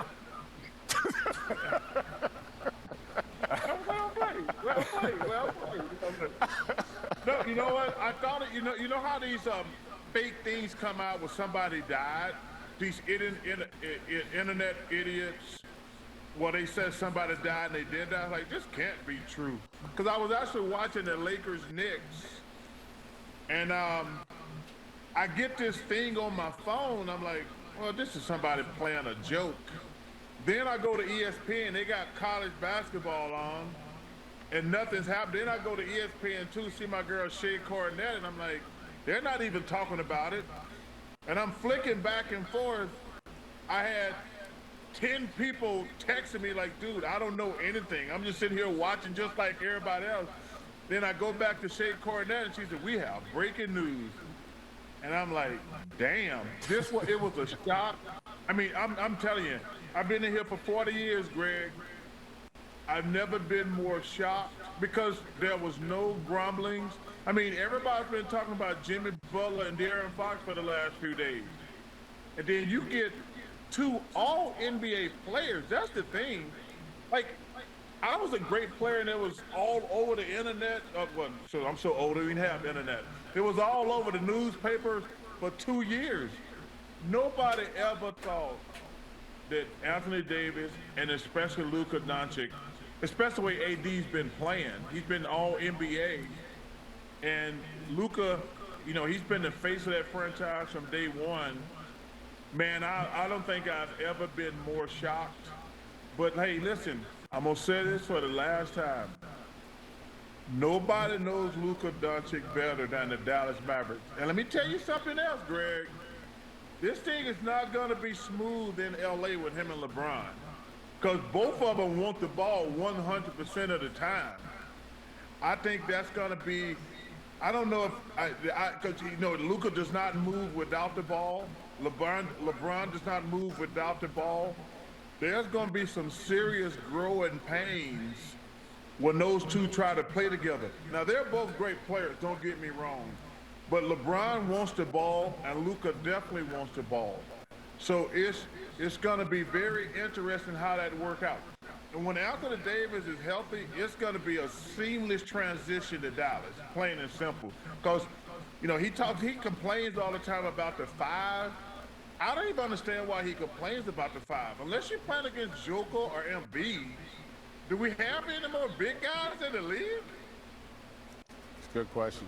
I think you're spot on with that. I will say the other aspect of it, though, if you're the Lakers and if LeBron's a part of the near future, they can't win enough possessions with that roster. And to me, that's what it's going to come down to. Like, Luka and LeBron could get 30 each, but they can't compete on the backboard. Hey, Greg. And they both can give up 30. Yeah. Exactly. And they ain't got no backline help. They don't have, well, I will say they got Finney-Smith and Vanderbilt. That does help, but they still are going to struggle to control that backboard.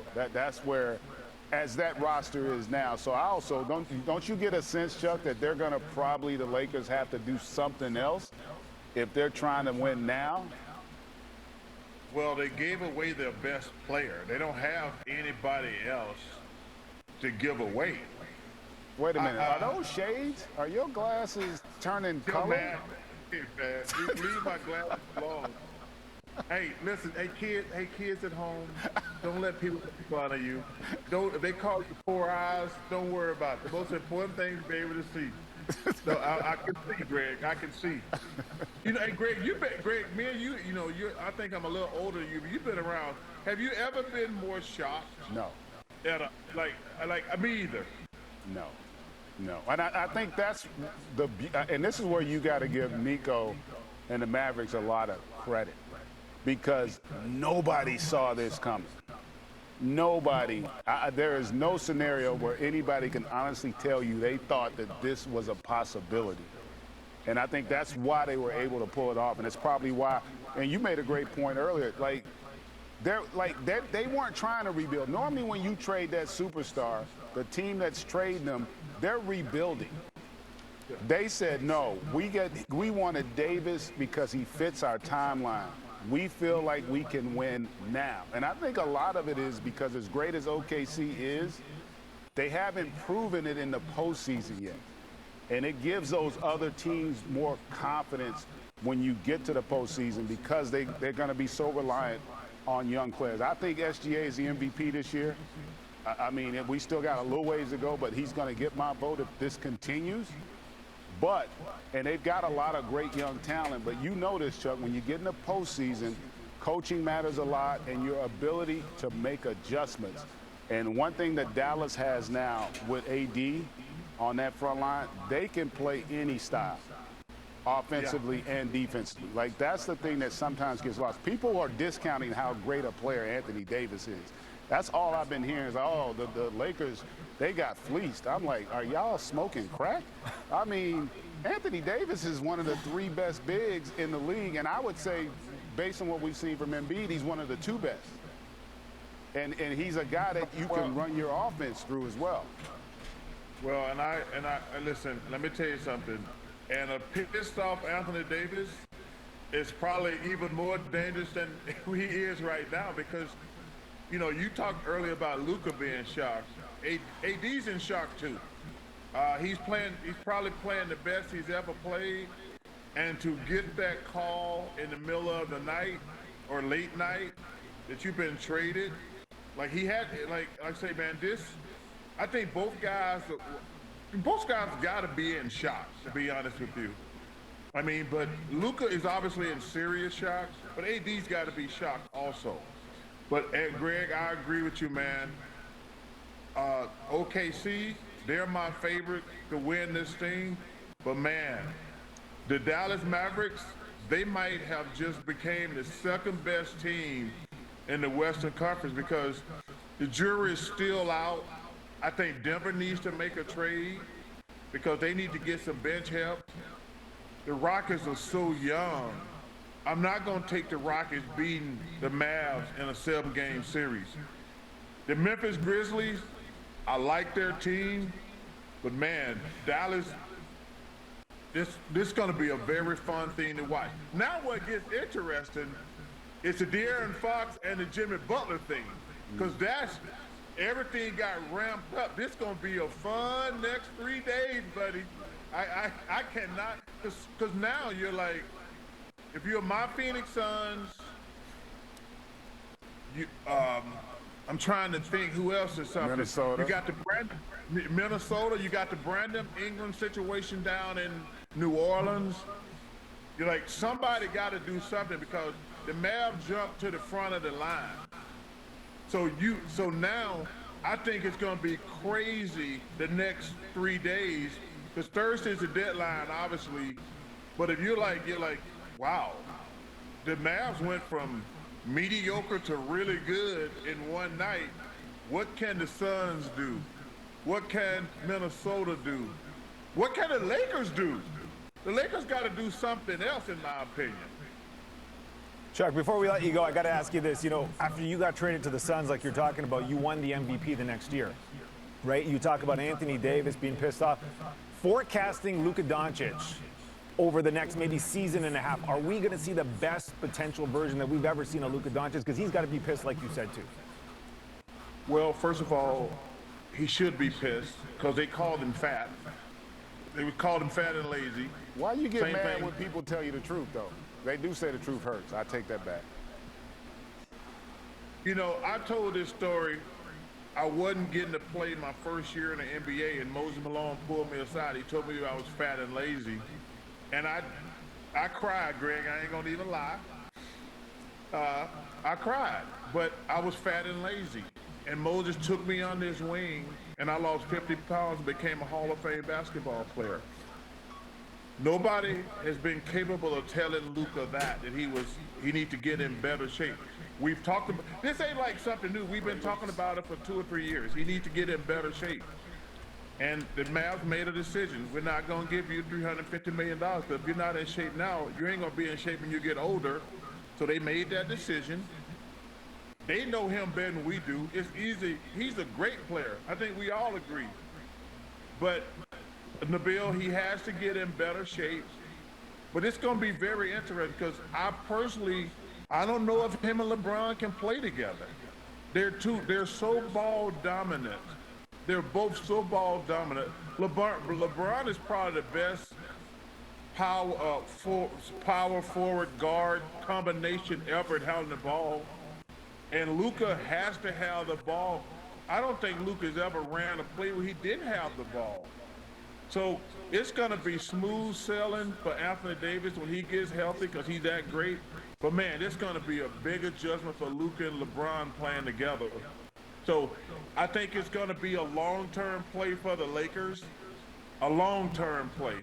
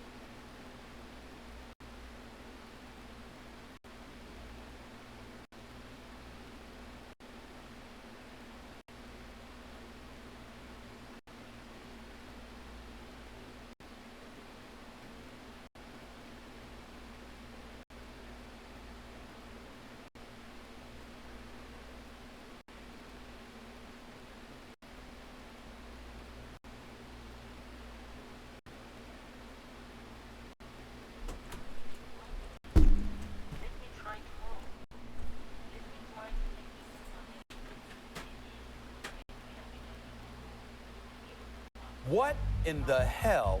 I'm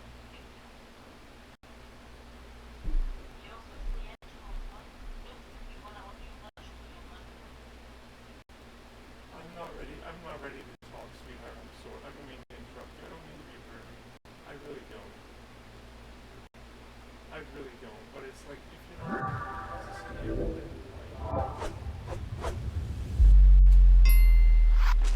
When did you go to Iraq? 09 and 10. 09 and 10. Okay. Which was an interesting time to be because they had already started the withdrawal. So I was witnessing like them ship out hundreds of tanks and everything else. And at that time, so I was in northern Iraq in Mosul and Tel Afar. And what was interesting is since the United States announced that they were going to stop or going to withdrawal, so they stopped shooting at us. They stopped attacking us because they're like, just let them leave, let them leave. And so attacks were few and far between. But it was truly interesting to witness the withdrawal of all that equipment, as well as to see like it kind of like put the nail in the coffin to understand that that whole war was bullshit, because it's like we are still there, people were still dying, not as often as before, because like I said, they stopped attacking largely, but not entirely. So it's like every person from there on out that died, it's like this is literally for nothing. So it didn't occur to me in that exact moment, but once I got home in the years following, I just started to realize, I'm like, this was not okay. How old were you when you went over there? 25, and I was 26 when I left. I was kind of older, because most people, I mean, there were certainly people older than me, but a lot of soldiers over there was a few people he deployed with that weren't even 21. Couldn't even buy a beer, but there they are with a fucking machine gun. So crazy, man. Yeah. So I wasn't the oldest guy, but a lot of guys in their early 20s. So me being 25 and 26 when I was there, I was kind of like, I was older than my sergeant, my team leader.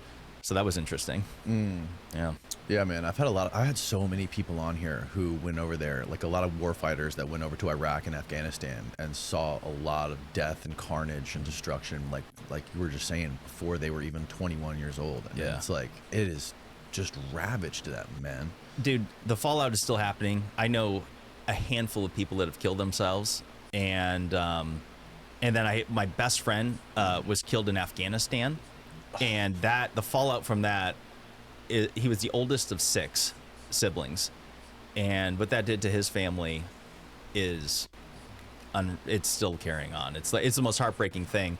In fact, while we're talking about this, I'm not the first to say it, but if people want to look into a conspiracy involving Iraq and Afghanistan, look into KBR, which is Kellogg Brown and Root. Have you heard of that company? No. Okay, this is good.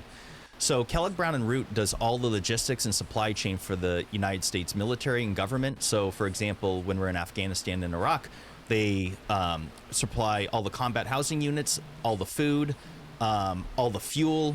They are the logistics. And so they won the no-bid They got the no-bid contract. And do you know who was the CEO for Kellogg Brown and Root before the 2001 or 2000 election with George W. Bush when he had taken office? Wasn't Dick Cheney. It was Dick Cheney. It was Dick Cheney. Dick Cheney. They scrubbed the Wikipedia page on this. There used to be a ton of info on it. You could go through and look at the prior history. But Dick Cheney had stepped down from Kellogg Brown and Root when he got nominated as vice president under George W. Bush. But I'm like, people need to connect the dots on this. And I have heard other people speak about it. I'm not the first to do it. But it's like, follow the money. People were all talking about, oh, it's Halliburton, it's the oil. I'm like, we didn't take Iraq's oil. In fact, I mean, ExxonMobil has like their stake in it and all that, but we ultimately did not pump that oil out and take it. I'm like, if people want to find the conspiracy, it's Kellogg Brown and Root, because they had overcharged, and you can find New York Times articles on this. They had overcharged by many, many billions of dollars. And people started raising red flags. It's like, what's going on here? Like, what, and so you connect the dots. I'm like, I bet you anything that Dick Cheney, or here's my question. Let me rephrase it. How many shares of stock did Dick Cheney own in Kellogg Brown and Root after stepping down from that company while we were still there? Was he still making money on that company? Because again, it was a no bid contract. So, whoever worked for Kellogg, the higher ups at Kellogg Brown and Root certainly profited greatly off that. Yeah, I thought it was Halliburton that was over there. They were there too. So it was both. Yes. In fact, I think those two companies had merged. I think Halliburton and KBR ended up becoming one. I'd have to check this. Okay. Steve, can you find it? Or one may have been a subsidiary of the other. Oh, okay, I see. Yeah. Kellogg Brown and Root. Yeah, Never KBR. heard of that. Next time you have a veteran on, ask them, because they're the reason why we had steak and lobster tail every Sunday in Iraq. It wasn't Maine lobster, but Really? it was, swear to God. Now, and these weren't ribeyes. These were like boiled steaks. They weren't particularly good. Halliburton's construction subsidiary. Yep. Oh, it's their wow. So all the housing units, and I could tell you how overpriced this was. Our housing units, they said, were like $30,000 US, and that's as of 2009. These things were. I made jokes with people. We were all joking about. I'm like, there's no way you couldn't build this for like a few grand at Home Depot. Yeah. And they were charging $30,000. These were just box houses. These were the most. They weren't insulated. But you know, between the fuel, logistics, the housing units, as well as paying for the cargo shipping and everything else because like, for example, with the tanks, you know, you can fly in tanks on C-17s, but most of them come over on boats. And so it's like, well, who's paying the shipping carriers? And imagine how much that must cost to ship heavy equipment. Oh, yeah. Hundreds of millions of tons of it, too. Yeah. So that's a wild one. The Iraq thing, like, I'm very proud to say it now, and I didn't know it at the time because I was a senior in high school in 9/11, which is such an impressionable age. And my dad was a Vietnam vet. Both my grandparents were World War II vets. Wow. And I was and I saw all the movies. I'm like, Black Hawk Down. I'm like, I'm going to go be a patriot. And yeah. And so I truly believed in liberating the people of Iraq. And I worked with this guy who was actually a refugee from Iraq. He had fled with his siblings in the late 90s when, because he was from al-Basra in southern Iraq, which a lot of people don't know. There was a civil war there in the late 90s where they tried to overthrow Saddam, and they lost because Saddam sent in his Revolutionary Guard and the tanks and obliterated them. And then he sent the Revolutionary Guard to every household and took the eldest son from every house, which included his brother, who was 17 at the time, was not a fighter, and he was never seen or heard from again. So from that point onwards, Ali Al-Tahimi was his name, and I don't know where he's at, hated Saddam, and he volunteered as an interpreter, a United States soldier interpreter. There's a difference between like Iraqi interpreters, but he was a United States soldier, and he had deployed there because he had, you know, it was a blood vengeance. But he inspired me to enlist because I'm like, his story was incredible. I'm like, Saddam Hussein is the modern day Hitler. We got to liberate the Iraqi people. And then when I was there, I quickly realized, I'm like, these people don't want us here. Let me tell you something. Yeah. You imagine a war zone? This was the biggest surprise of my life. We're driving through Mosul, and I realize that these people are just trying to go to work. They're trying to take their kids to school. This is a war zone, but no one's shooting at us. And meanwhile, people are just starting to get on with their day-to-day lives. And I'm like, and the looks on their faces, I've never seen such utter disdain in my life. And I realized, I'm like, oh, we're ruining these people's lives. You know, please leave. You know, like is what they were telling us. And here's something else that surprised me. So we'd go to Iraqi police stations to train their IPs to take control of the country once we were going to leave. And so we would communicate with them through interpreters. And this is something that surprised me, is that they would start and end every sentence with the word invader. They'd say, tell the invader this, looking right at me. And I'm like, oh no. I'm like, I don't look at myself as an invader. I'm here to help you. This is what in Fox News told me. I'm trying to save you guys from having a 9/11 in your own, right. Fool Jimmy. So I felt like it was very a humbling experience because I went from, I could never have believed that my own government would have sent me over there for a lie, and it was a lie. It was a lie because, it'd be one thing to have bad intelligence and make some mistakes along the way, but none of those mistakes have been rectified or addressed. And there's 500,000 civilians that were killed there, women and children and old people, non-combatants. And I'm like, 500,000. And all the fallout from all the soldiers that have come home and gotten in trouble or killed themselves or people that have been maimed. So yeah, sorry to start this off on a dark note. No, it's such a crime, man, and it's so obvious today. Like they can't get away with it anymore, right? They can still do it, but they can't get away with it anymore. Like with 9/11, the internet was nothing like what it is now. We didn't have iPhones in 9/11, did we? No, that was 2008. Like 2008, right? Yeah, maybe 07, maybe. Yeah. So the virtual digital internet landscape was nothing like what it is today. And now, like with the wars that they're still trying to get away with, what they are getting away with, basically now. Hopefully, it's going to change now that Trump's president. But yeah, it's just stunning to see how the world is changing and how like. Going back to Halliburton and those companies that are getting those no-bid contracts, I wonder who's going to get the contracts to rebuild in Ukraine. Yeah. And, Gaza. Yeah, and all oh that yeah. shit. We'll pay for that. Don't you worry. And Dan, you're a veteran as well, by the way. Didn't BlackRock get the bid to rebuild Ukraine or something?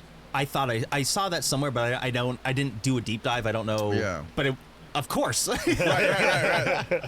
Dan, you're a veteran as well, right, brother? Yeah. I didn't have to do anything. I was just in the reserves. Unfortunately, I didn't.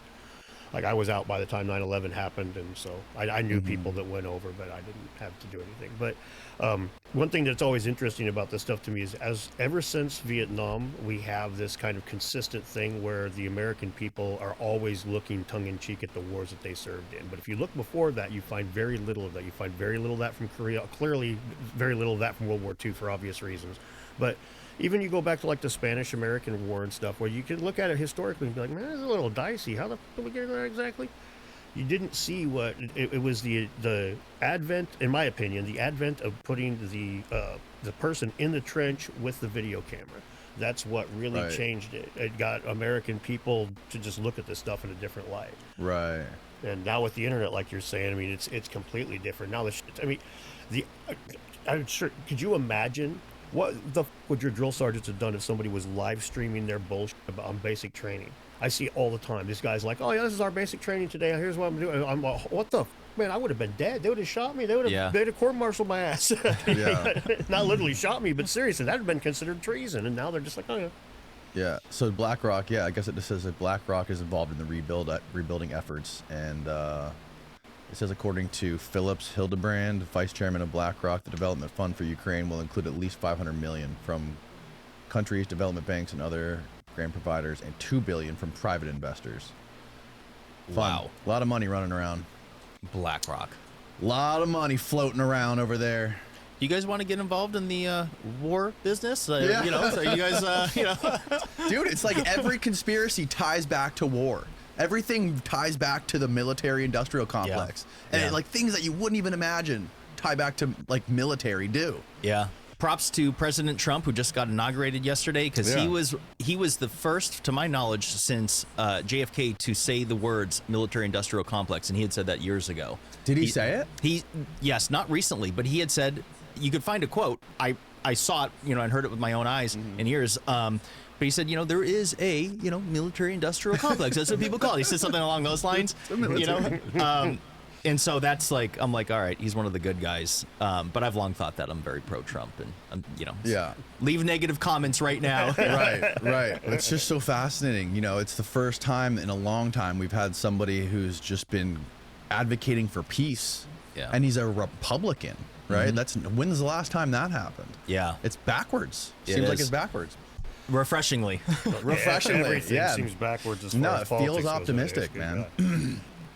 You see Elon doing the Hail Hitler? Yeah. People are. What was that about, dude? So let me defend him. I'm like, there's no way he was doing anything related to Nazis. It was a Roman salute, and he is passionate about the Roman Empire. And they all left out the context, which was afterwards, which is that I throw my heart out to you. And I'm like, some people say he has Asperger's. He's kind of an oddball, and that's not to be disparaging at all. I consider him a genius, right? And I think he's one of the good guys. I adore him. But I'm like, no, that wasn't anything related to Nazis. It just wasn't. Right. Important some or not, but this one. You got the clip here. Is there volume or what? Here we go. This one really mattered, and I just want to say thank you for making it happen. Thank you. Did he at least think though? Like maybe it's a little close. My heart goes out to you. Right there. Right.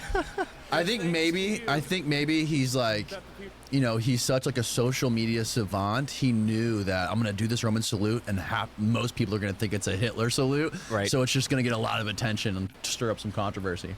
Yeah, I think he was my best guess, and I don't know the guy. I think he was being sincere, and the Roman salute is not the same thing as the Nazi salute, although the Nazis got it from the Romans, but there's a difference there. Like people. What is the Roman salute? Back, do you want to answer this? I mean, I know that back in times of the Roman times. Sorry, demonetization for you, Danny. The people would throw their hearts to the Caesars because they loved them, and so that's where it came from. It was a sign of great respect, but it's nothing related to anything against Jews. This isn't about committing a Holocaust. It was just a symbol of respect and love. And I mean, Elon Musk is one of those people that he keeps talking about, like, how often do you think about the Roman Empire? Yeah. And he does say that stuff a lot. I mean, if I may, I find it pretty, I think it's the opposite of a social media savant move. I think it's kind of, and you should have probably thought about this a little more. He was probably just, I think Jim's right, where he's enthusiastic and he's just like, I love you guys, I love Rome. But that's the kind of thing that, I mean, it's too polarizing. There's certain people that, like, there's a huge swath of the population that is too stupid to even, like, look at the context of a quote. You give them a tiny little snippet and they're just going to take that. They won't even look what came before or after. Something like that feeds right into all of their hate. And so I personally, I think that was kind of a bad move on his part, although it definitely went viral. Oh my God, the CNN, I saw a CNN clip of these two women talking about it. They were just like, oh, well, you can look with your own eyes and you can see what he did and you can make your own decision. I don't know how great that was. Probably wasn't the best thing. I suggest you look at it for yourself. Kind of terrifying. I will say, and one of the reasons why I'm passionate about defending Elon, putting aside all the freedom of speech and what he's done with X, but I myself have been blasted as a Nazi. You've heard me talk about diet, health, and longevity ad nauseum on this podcast. And one of the ways I tailor my diet is to enable my body to stay in ketosis. And there's a company that makes a special product which is designed to kickstart your body into ketosis with natural energy and no sugar. And that's Ketone IQ High Performance Energy.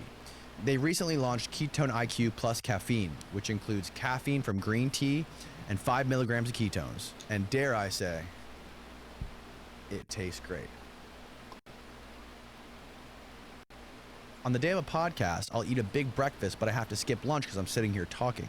So I'll use Ketone IQ as a meal replacement, which helps my body burn fat instead of glucose, which gives me far more mental clarity, energy, and focus during the 3-hour conversation when we're sitting here. Ketone IQ comes in a pouch or a shot you can take once a day and provides fuel that is produced by the body when it's pushed to its limits or starved of carbs and sugar. It has no salt, gluten, or artificial flavors. It is this company that is trusted by the NFL, NBA, Olympians, and the U.S. military. And today, our lucky listeners can save 30% off your first subscription order and receive a 6-pack of Ketone IQ by going to ketone.com/Danny Jones. Again, save 30% off your first subscription order and receive a free 6-pack of Ketone IQ by going to ketone.com/Danny Jones. It's linked below. Now back to the show. I just for sharing my ideas in lost ancient civilizations, I've been called anti-Semitic. I've been called that I'm spreading dangerous Nazism. Particularly because I shared the swastika, which is arguably the most. Well, the Nazis stole that too. Exactly. A lot of people are not aware that it's a prehistoric symbol that dates back approximately 10,000 years and is found on 5 continents around the world.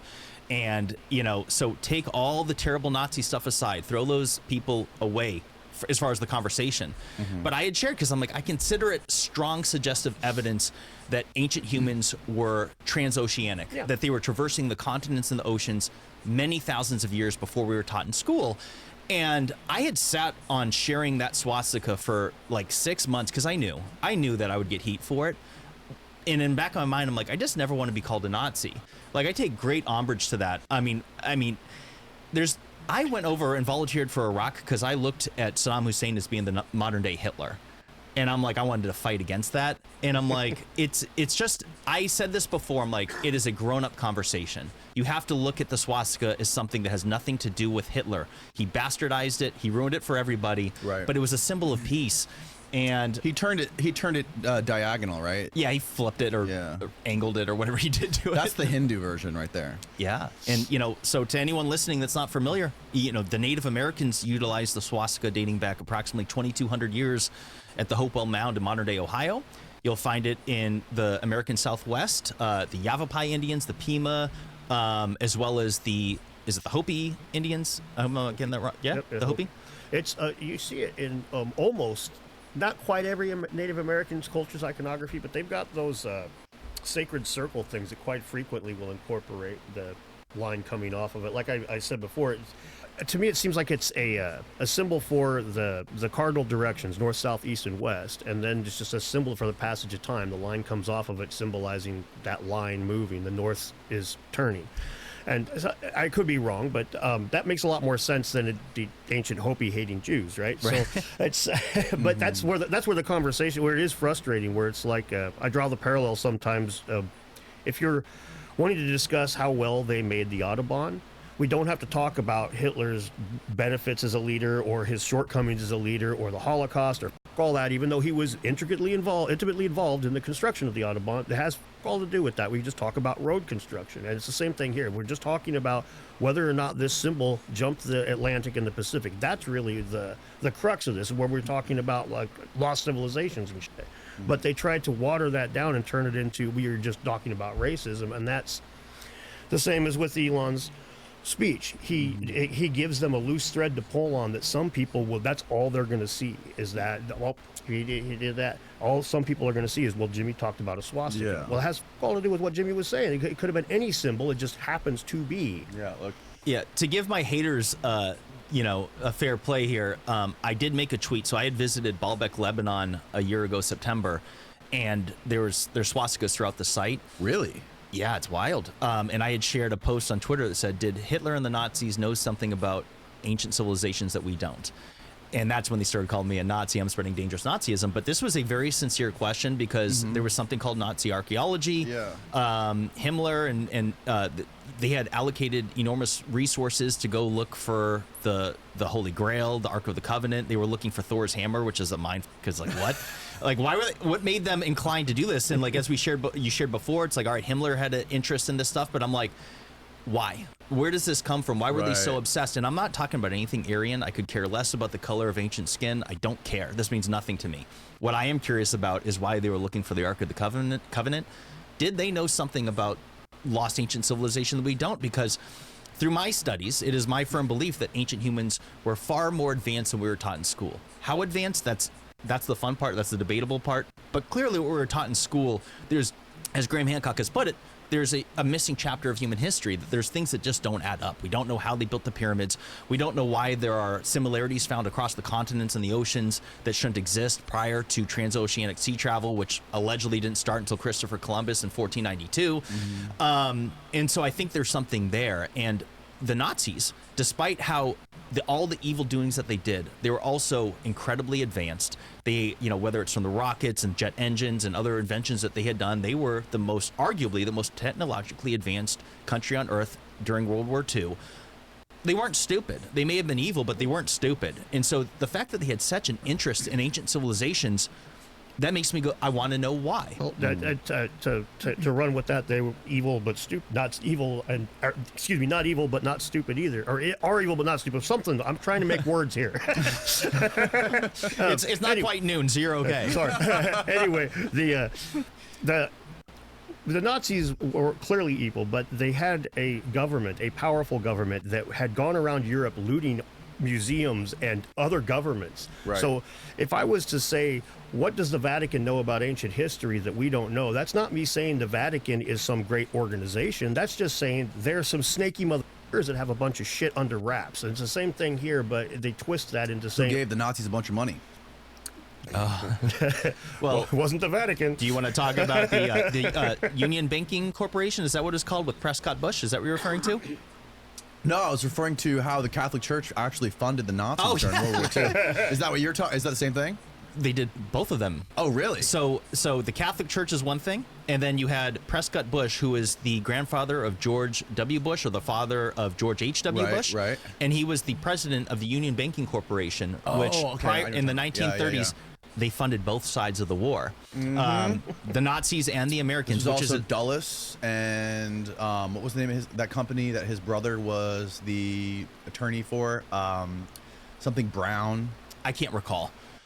Find out what Dulles and his brother's company was that funded the Nazis, or they funded the Nazis through like a proxy or something like that. Yeah, and they were found of Prescott Bush was found of no wrongdoing, and he later became a congressman.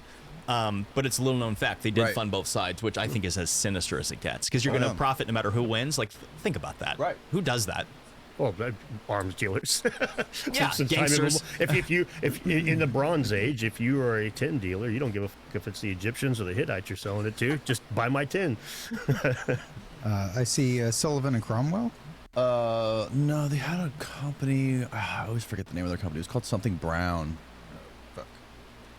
Are these the Dulleses that the Washington Airport IAD was named after? Yeah, that's correct. What was the name of their company that funded the Nazis? There you go, Brown Brothers. There you Harriman. go, Brown Brothers and Harriman. That's what it was. Connections to the Nazi bank, the Schroeder Bank. The arrangement allowed Dulles to continue his financial dealings with the Nazi entities while maintaining a level of anonymity and protection from direct scrutiny. Yeah, man, that's a crazy rabbit hole. Going that deep into that stuff. And the fact that they were trying to cover their tracks. Right. That right there, that's the giveaway. Whenever it comes, if you're wondering if people are doing something nefarious, it's always in the cover-up. Like, so yesterday, or the day before yesterday, when then President Biden had give a preemptive pardon to Anthony Fauci, like we were talking about before the podcast, that's right there, the smoking gun that there's guilt. You don't get, pardons imply guilt. Like, what's the preemptive pardon for? And by the way, why does it date back to 2014? It was called a preemptive pardon? Well, that's what the internet is calling it. He gave a pardon. Okay. But essentially, since charges hadn't been brought against him, it's essentially preemptive. And I don't even know if that's ever been done before.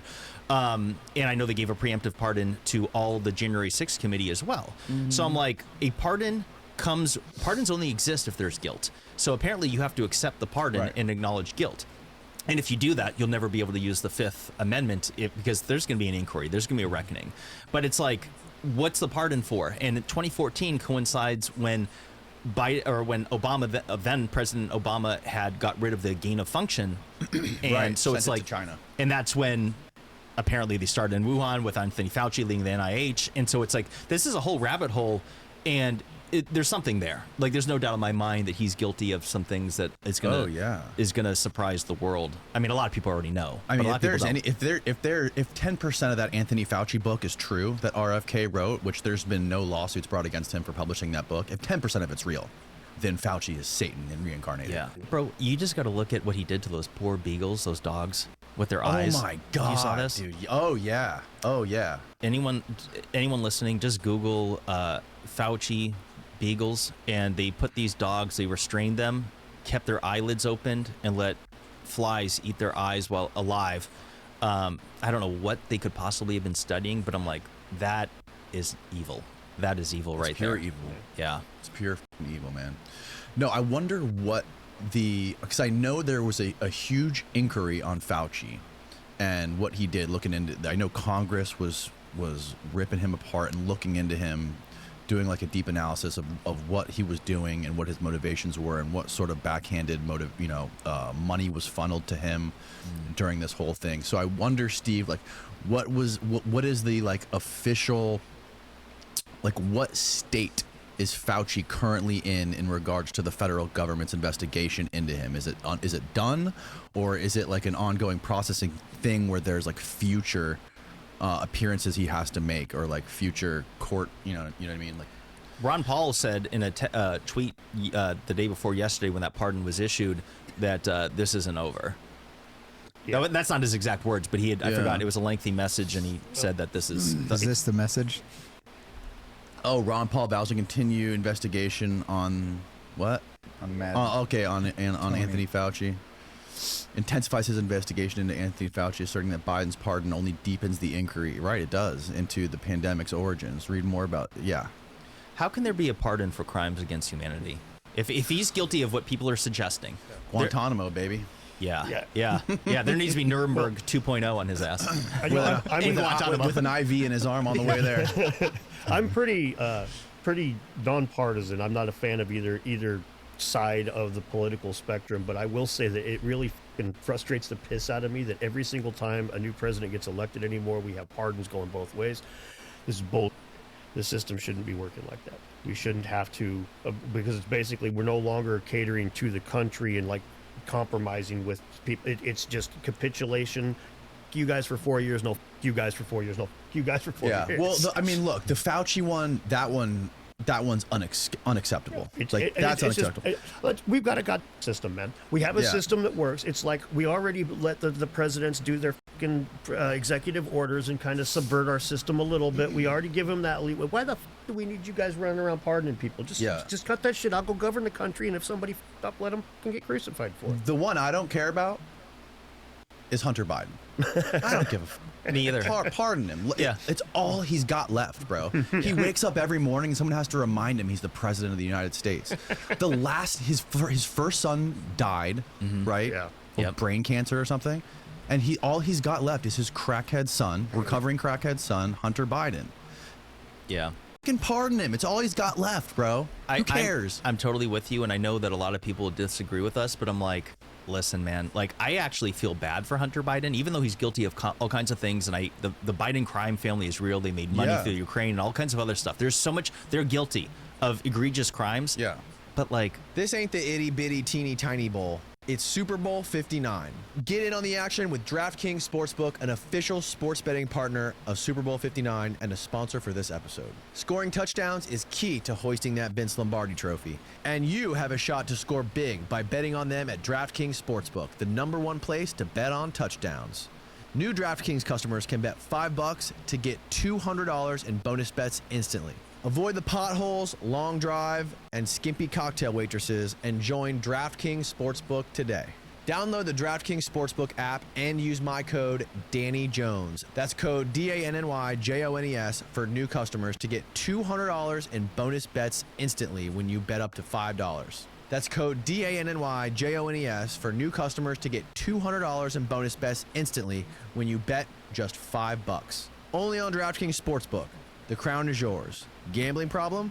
Call 1-800-GAMBLER. In New York, call 8778-HOPE-NY or text HOPE-NY, which is 467-369.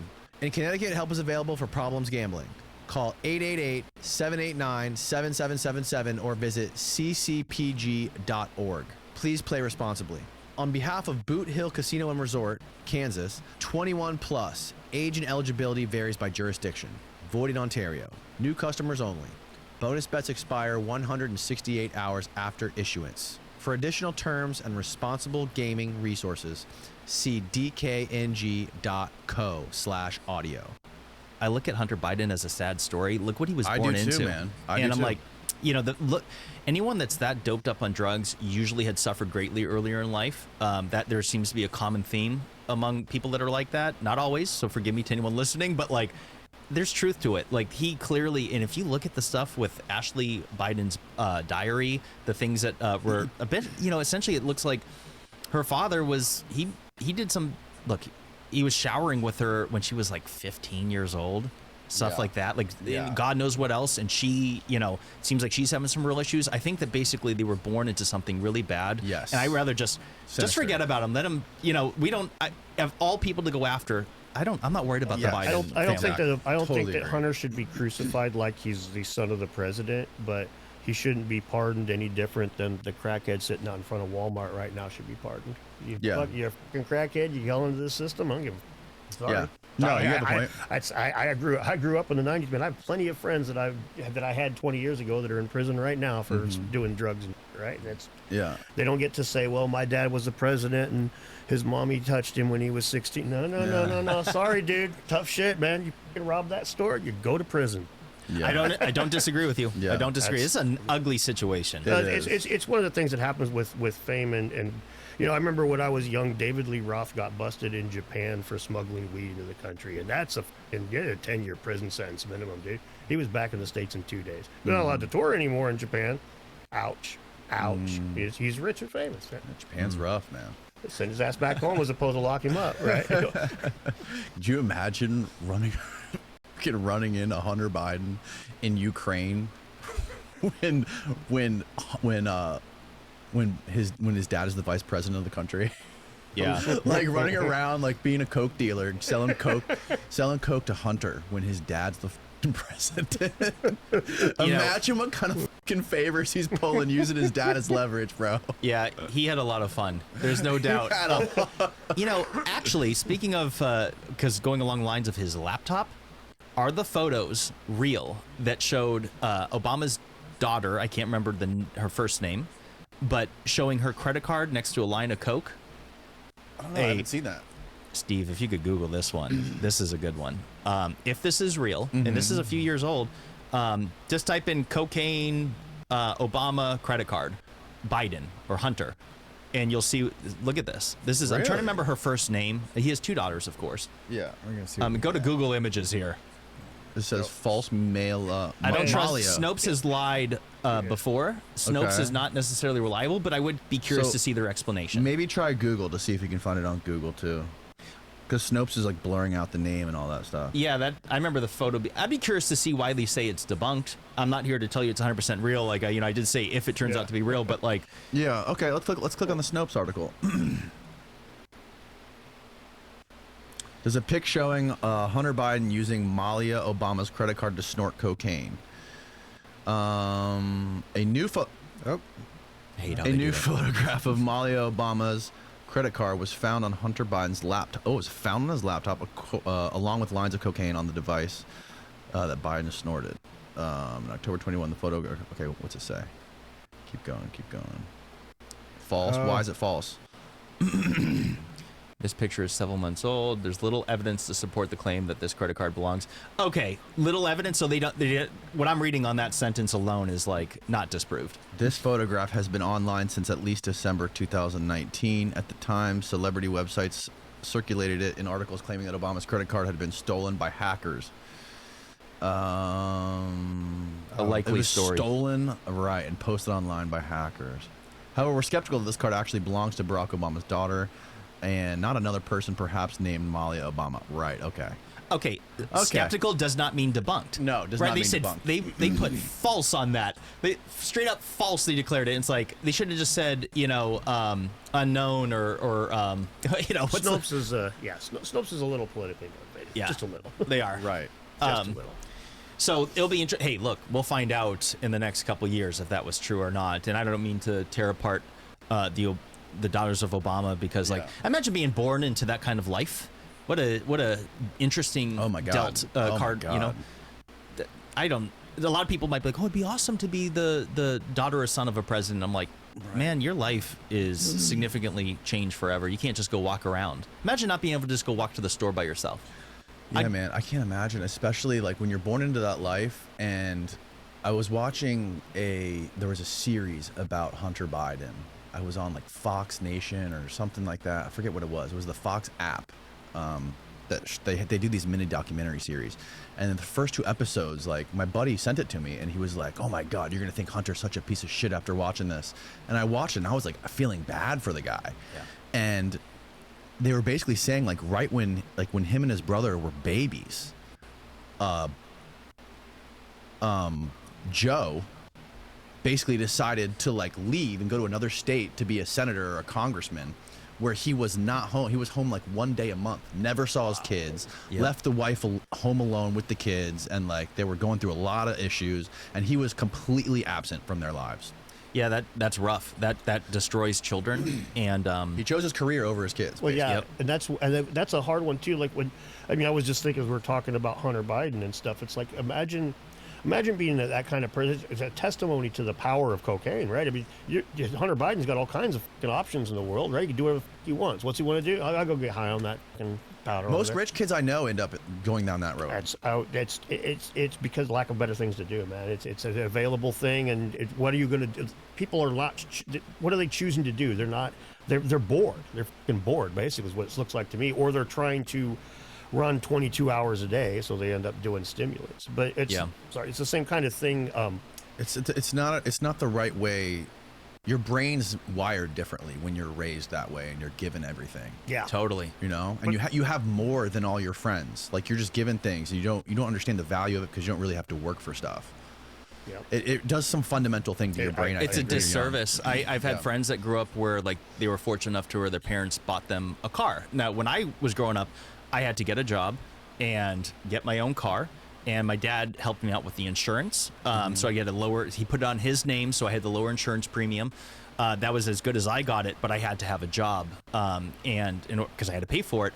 And I had a certain buddy who his parents were very well off, and they bought everything for him. And then sure enough, in his young adulthood, he had big problems with credit cards because he didn't understand the concept of saving and spending. Right. And he got himself in a pinch for a bit.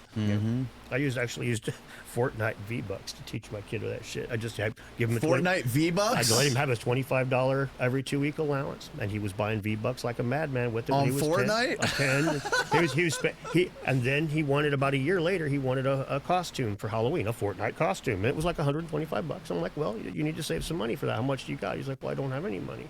I go, well, how much money have you spent on V-Bucks in the last year? And then he went and looked, and he was just like, oh, me.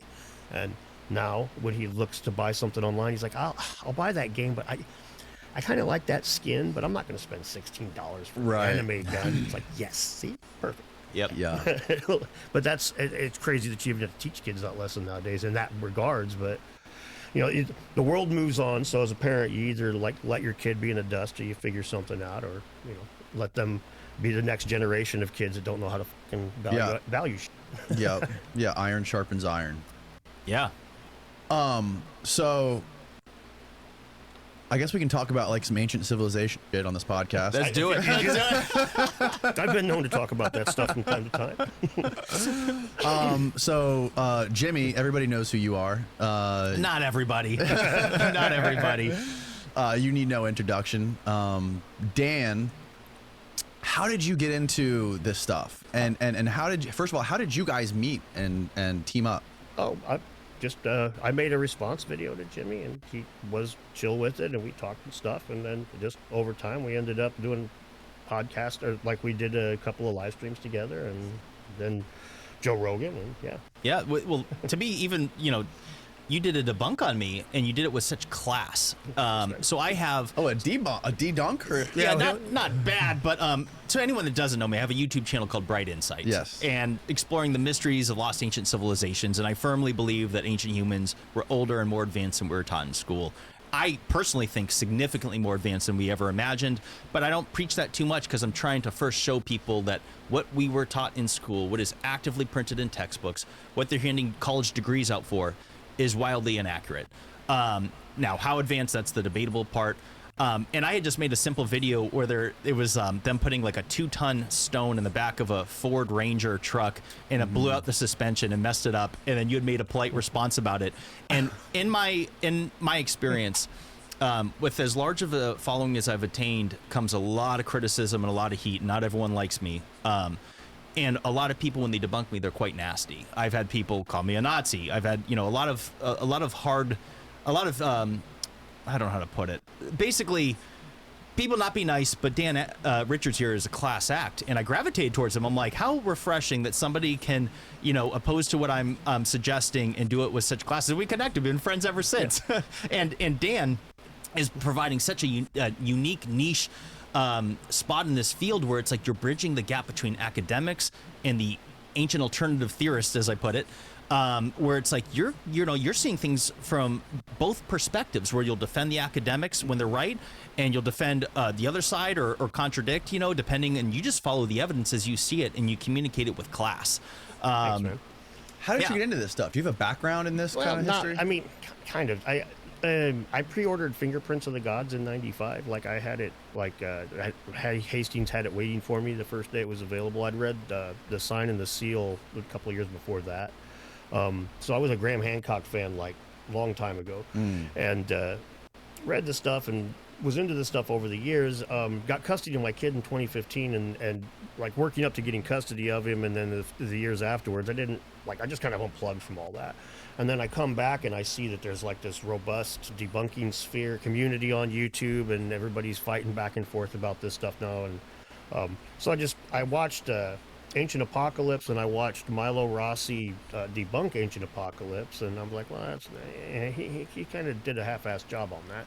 So I started making videos addressing it, and I was surprised that it started gaining traction pretty quick. And now I just kind of poke at any side. Although a lot of the archaeologists out there will say that I'm not on their side at all anymore. I will still quite frequently defend their positions, just very few of them as individuals, sadly. But that's a different story. They hate you. I've now seen. No one gets more heat than Graham Hancock.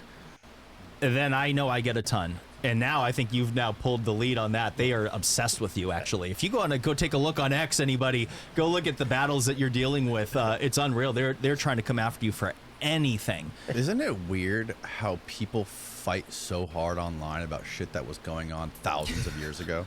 bro, it's so weird to me. I never imagined. People are vicious. It's insane, actually. When I got into this, I remember thinking to myself, well, I'm not talking politics here. I'm not debating abortion. This should be pretty harmless. Right. And then not too long into it, I started to seem like, oh my God, this is visceral. Like people, I'm debating, I'll say that the pyramids weren't built to be tombs, and people actually seem to hate me for it. They get really upset. I suggest that Atlantis is in the Sahara, Africa, and people hate me for it. And I'm like, I'm not debating abortion here. Like, this is very benign. I'm like, I consider this to be totally harmless. Yeah. But it turns out that this is something that exists in any realm. As I've connected with other content creators of totally different genres, nothing related to ancient history, there's internal battles. Everyone's just trying to.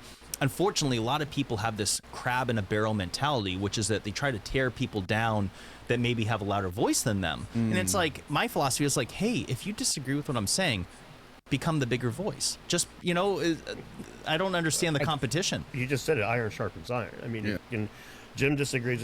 When we talk about Baalbek, for example, like Jim sees things differently than I do, but where we both see things and where they overlap, we see areas that each other wouldn't see. You could almost like picture it as like an overlapping fields of fire metaphor. Different people come at things with different perspectives. And so when you have multiple people that have different ideas on the same thing, with cordial communication, they sit down and talk, and they don't have to fucking agree on a single point, but they have to agree that we're not going to be dicks to each other. You can get somewhere. And if the person, looking like with Ben and the Vases, I disagree with him on a lot of things, but I know that he's honest and passionate. So I completely support his work, even if I think that he's pointed 180 degrees in the wrong direction, which I don't. But I do think he's headed in the wrong way, but it doesn't matter because his work is honest and is valuable. It brings fucking data to the table, right? Yeah, that's the differentiate. Like, Ben's a great guy. That's what it comes down to with me, and that's one reason why Dan and I have connected so well, is that it's about principle. Like, I pride myself on honesty, and it's like there's other people in this realm that will embellish things or say things that are otherwise just totally inaccurate. And it's like it comes down to character. So when people try to character assassinate me for having opinions that differentiate from what they were taught in the textbooks, I find it's incredibly offensive. And as far as Baalbek goes, that's one interesting thing that Dan and I connect on, is that I think that there was a lost ancient technology. And I always say this, it doesn't have to mean Wi-Fi and space lasers. Technology, like a saddle on a horse is technology. Anything used as a tool is technology. However, the evidence appears that the Romans simply did not construct the foundation of the Heliopolis at Baalbek, and I consider Baalbek to be, besides the Great Pyramid of Egypt, if there was one site on Earth, I would say on top of the Great Pyramid, more so than the Great Pyramid. Pyramid is just, I think the Great Pyramid was a lost functional technology, but let me backburn that for half a second and say that Baalbek is a more significant example from the standpoint that it was alleged to have been constructed by the Phoenicians and the Romans, but there's a complete lack of evidence. In fact, the evidence that it does exist there would suggest that it just wasn't them, is that they did not have the capability to move, lift, and stack those 3 trilithon stones, which are 900 tons apiece. And what's interesting about Dan is that you've pointed out that, like, for example, people will often use the Thunderstone, the Bronze Horseman in Russia, which was like some 1,500 tons, and for them to have moved and lifted it in the late 18th century, late 1700s, they needed the screw jack, they needed advanced iron rails, metallic ball bearings, things that the Romans did not have. And it's like, so there's like this ground that we share, which is that you might not think that it was some lost technology, but it clearly was done with a method that is completely unknown to the Romans. And I mean, correct me, how do you feel about that? No, I would say that it would be a lost technology, but it wouldn't be. I wouldn't consider it a high technology. I wouldn't consider it power. Like I don't think they had like power, but. You don't think the ancient civilizations that were around during the pyramids had power? I don't think they had like electricity and like that necessarily. Not like any. I don't think they were using steam power to lift big rocks. So how do you think they cut those giant stones? I'm not really sure, to be honest with you. But let me ask you this: what is the reason you think they didn't have power? Because we have nothing of it in the record except for a few things that can be done in other ways. Except there's a few exceptions, but like most big rocks, we can look at and say, okay, it'll take a long fucking time, but we could eventually cut that. So you can't, in my opinion, it's like you know it. If I could cut this with a spoon, right? This piece of wood, and it's going to take a long ass time. But if you came in here and it was cut in half, and the only tool available is a spoon, and you say, well, did you do that with the saw? If I got no saw here, man, you got no saw on the record. I could do it with the spoon. But there are times when you can't do it with a spoon, to follow that metaphor. And like at Baalbek, for example, like Jim was saying, we did need more tech than that to move a big rock like that. And furthermore, the stones at Baalbek, the 3 that are still in the ground, to me that betrays the fact that the Romans gave up. It's like you've got 3 in the wall already. Why are there 3 more in the ground that you didn't take out? The 3 in the ground, the pregnant stone, whatever it's called. And those 3 in the ground all show signs of being measured with the Roman foot. The 3 in the wall do not show signs of being measured with the Roman foot. So that to me is, and Romans built with symmetry. So you got 3 stones here, we're going to put 3 more over here, quarry those things, and the guy's tasked to move them, look at it, and say we can't. Yeah. I will say real quick about Baalbek, as far as cutting the stones, those are limestone, and I have no doubt that they could cut limestone with primitive methods. When it comes to Egypt and the granite, a whole different ball game. But when it comes to Baalbek, we're talking, again, 900-ton stones that were moved approximately a half mile and then lifted and stacked some 30 feet off the ground. And that becomes a matter of physics, like physics defying that say. Let me be clear, we could do that today, absolutely. But what it takes for us to do that today is magnificent. Like when they moved, I like to use this example, which is that the largest stone in modern times is the 340-ton stone that's at the Los Angeles County Museum of Art. And to move it 104 miles, it took a year of planning. It cost $10 million, and they had to custom build a trailer truck around it. Steve, this would be great photos if you're able to bring it up, because this trailer truck they built around it is 260 feet long, 30-something feet wide, 44 axles, used 198 semi-truck wheels. Jesus Christ. And they moved it. It took 9 days. They moved it at 4 miles an hour. They had to go around certain roads because roads couldn't even withstand the weight of it. And this is to move into, so that stone is 1/3 the weight of the Trilithon stones, or at least of the Ramesseum statue, which is 1,000 metric tons. Let me say that. That's impressive. And that's where like to go back to the cutting of the stones, like the cutting is something we can achieve. There's certain things you can throw more man and time at and eventually achieve. Stacking blocks on top of each other, as long as the blocks are something people can move, you can stack them on top of each other. But like the stones at Baalbek, they are so big that you can't, there's no ropes or anything. With what we've done in history, there's really no way of moving those things with the technology at the time that I've seen. And I've seen the debunkers come at it, and they always skip the parts that are difficult. And there's some things you can't just throw more man and material at.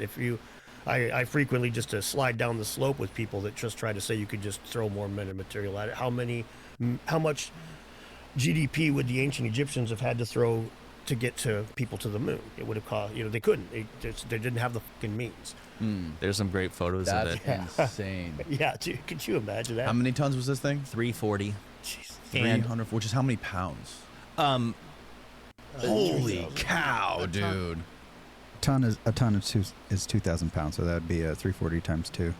So 700 something thousand pounds. Yeah. So almost 1 million pounds. And so meanwhile, you have the Trilithon stones that are 1.75 million pounds. And so what's interesting is that the Romans, their largest, most powerful crane, could lift 6.6 tons, which means that you would need approximately 130 something of those cranes to lift just one of those Trilithon stones. Yeah, and it's like there's not space to do it. You couldn't coordinate. Not feasible. The only way I would think that you might be onto something with there wasn't any kind of electric crazy power saws or anything like that is when you see videos from that guy Wally Wallington. Yeah. Who's moving those stones basically like with these little wooden wedges and things and like balancing them properly. Like if you could understand the math and the balancing and all and the physics of moving these stones and using gravity to help you, I think that could be an explanation if they had some sort of super advanced understanding of mathematics. Right, which I would think they would. Yeah. Not only that, I talk about this one every now and again, but stones was up until the Metal Age, man, until the Bronze Age, stone was the premier building material, and not just for humans but for hominids. I mean, this goes back millions of years, where people were working with stone to make every tool, every weapon that they had. So to think that they didn't have some tricks to work with stone that we've lost since they started working in metal, that, you know, that's, I mean, to me, that's insane. Now, let me say this about Wally Wallington, because that guy is a genius. Like, that what he accomplished to move those 20-ton stones is brilliant. Yeah. But my pushback on it is that he did it on a concrete foundation. He also used water. He needed a hose to do it. He used pressurized water. So I'm like, when I look at the 80-ton stones, To do what? To cut them? So he would basically like use the water to have the sand below it fall apart, and then, you know, use it to shift the weight. And so when I look at the 80-ton stones, the largest stones that were used to construct the Great Pyramid, they were moved some 500 miles and then lifted and stacked a couple hundred feet above the ground. I'm like, Wally Wallington's method, although brilliant, wouldn't be feasible for that explanation. Yes. I completely agree with you. Okay. There. That's where it's one thing to say that they would have been able to put one Wally Wallington on a site and have him maneuver the block right into place. I can go with that. Getting it through the jungles, up and down hills. Yeah, come on now. And to get it up elevated that high too, right? Yeah. Exactly. Now, let me also say this, because the devil's advocate, people listening, be like, well, they moved them on barges, Jimmy, you dumbass. I see it all the time, and I'm like, well, the largest Egyptian barge couldn't move a fraction of that weight. Now, like, well, they had larger barges, and I'm like, okay, it's not in the record. And not only that, the physics of moving it on and off that barge is no little thing. Like, we're talking center of gravity. Like, that's a thing. Oh yeah. So even I had Ed Barnhart on here a couple months ago, and he was explaining to me how the size of those, the conventional explanation for those Olmec heads is the archaeologists believe that they moved them on barges through the rivers. And he was saying, in order to build a raft big enough to float one of those Olmec heads, it would have to be like 4 times wider than the river itself. So he completely thinks that conventional explanation is bullshit. And he's an academic archaeologist. yeah, I want to go visit the Olmec heads. That is like I haven't done a deep study on you know, ancient Mexico, but the more I'm looking into it, I'm like, oh, there's something here. Those Olmec heads being what the largest 50-something tons moved approximately 60 miles or almost 100 kilometers. Oh yeah, it's insane. Through jungle and marsh Crazy and swamp. jungle. Dude, the South America's got all kinds of goofy stuff like that. I recently covered in a video the Aymara language having a guy used the Aymara language, which is spoken by the indigenous people of Bolivia, the ancestors of the Incas, and they use it. This guy used it in the 80s to make computer language. A computer software that was a multi-language translator years before Google Translate, and it could translate. Oh, I saw this video you did. Yeah, that to me is fucking crazy, man. It's like explain that for people who. Okay, the language has there's a few things that make the language work. This guy Guzman was his last name. He's a mathematician. He discovered that this language had a few properties that he was able to use to make a computer language. One of them was that the language, instead of having, where most languages are a binary language, a yes or a no, this one had also incorporated maybe in every sentence. It basically has either a affirmative or a maybe. So that allows for a yes affirmative, no affirmative, or maybe. So that gives it a 3-point logic. And the language never changes its syntax structure, which is extremely rare. I mean, if you think about like how Yoda talks and how, you know, it's all backwards, right? Most languages, when people incorporate a saying from another language, they change to keep the same syntax as the new language. They don't do that in Aymara. They keep the same syntax every single time. It's a few things like that where they ended up making it where it works with computers so well, and it's the only language that has the 3-point logic. It's the only language that doesn't change like that. Yeah, there he is, Ivan Guzman de Rojas. Yeah, Aymara is the name of the software. And this to me is more impressive than the rocks of Baalbek, because you don't look at it and see quite as much. What this dude did, he looked at it and he was just like, holy shit, there's a computer language tucked into this language. I mean, not exactly, but an algorithm that will work with computers so well that he put very little personal time into this, and by the time he gave up on it because of age, there was like 12 different languages or 8 different languages this thing was able to do, and they have to still put the words in. The lexicon has to be added individually, right? Like you have to type in each word and tell the thing what to mean. And that was all done by volunteer, and in 2006, it was still better than Google Translate was. And that's a while ago, but that's impressive. Yeah. And then just going back to like what we were talking about with like the swastikas being in all these different cultures all across the world, like the same thing with these structures, like the structures of like these pyramids and these just giant stone monumental things that weigh so goddamn much that we wouldn't know how to move them or lift them even today without like spending them. I think it was Chris Dunn in his book. He interviewed a company who basically cut giant granite countertops or something like that. And he was asking them what it would cost to recreate one of those boxes that are inside the Serapeum out of granite. And he was like, just the freight would be 250 grand. And he's like, we would never do that out of one piece. We would bolt 5 pieces, 4 or 5 pieces together. That was one of the most interesting things about it. It's like they wouldn't do it in one piece. Yeah. And with modern technology, with diamond tip drilling. And by the way, real quick to the swastika, I just remembered something random. Because a lot of people will say, oh, it's, the time, and say it's like the Big Dipper. Here's something interesting to make people think. The swastika is also found in Peru as well as Bali, which is in the southern hemisphere. And although you can see the Big Dipper from Peru, you're not going to see it from the Peruvian Andes, because like the mountains, I've been in the Peruvian Andes, and it's just, you just don't see the horizon, because the Big Dipper would be low on the horizon in the southern hemisphere. And to a certain point, the further south you go, you wouldn't see it at all. I'd have to double check on Bali as far as how far south it is.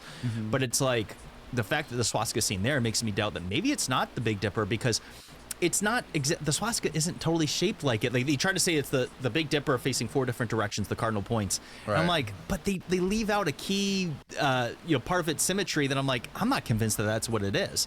Yeah. And on top of it, the swastika, some people say it's a very basic symbol, but I'm like, it's also highly unique. I don't think it's all that basic and intuitive for anyone across 5 continents to all come up with the same symbol. I have doubts about that. I can't prove it, and I don't ultimately know.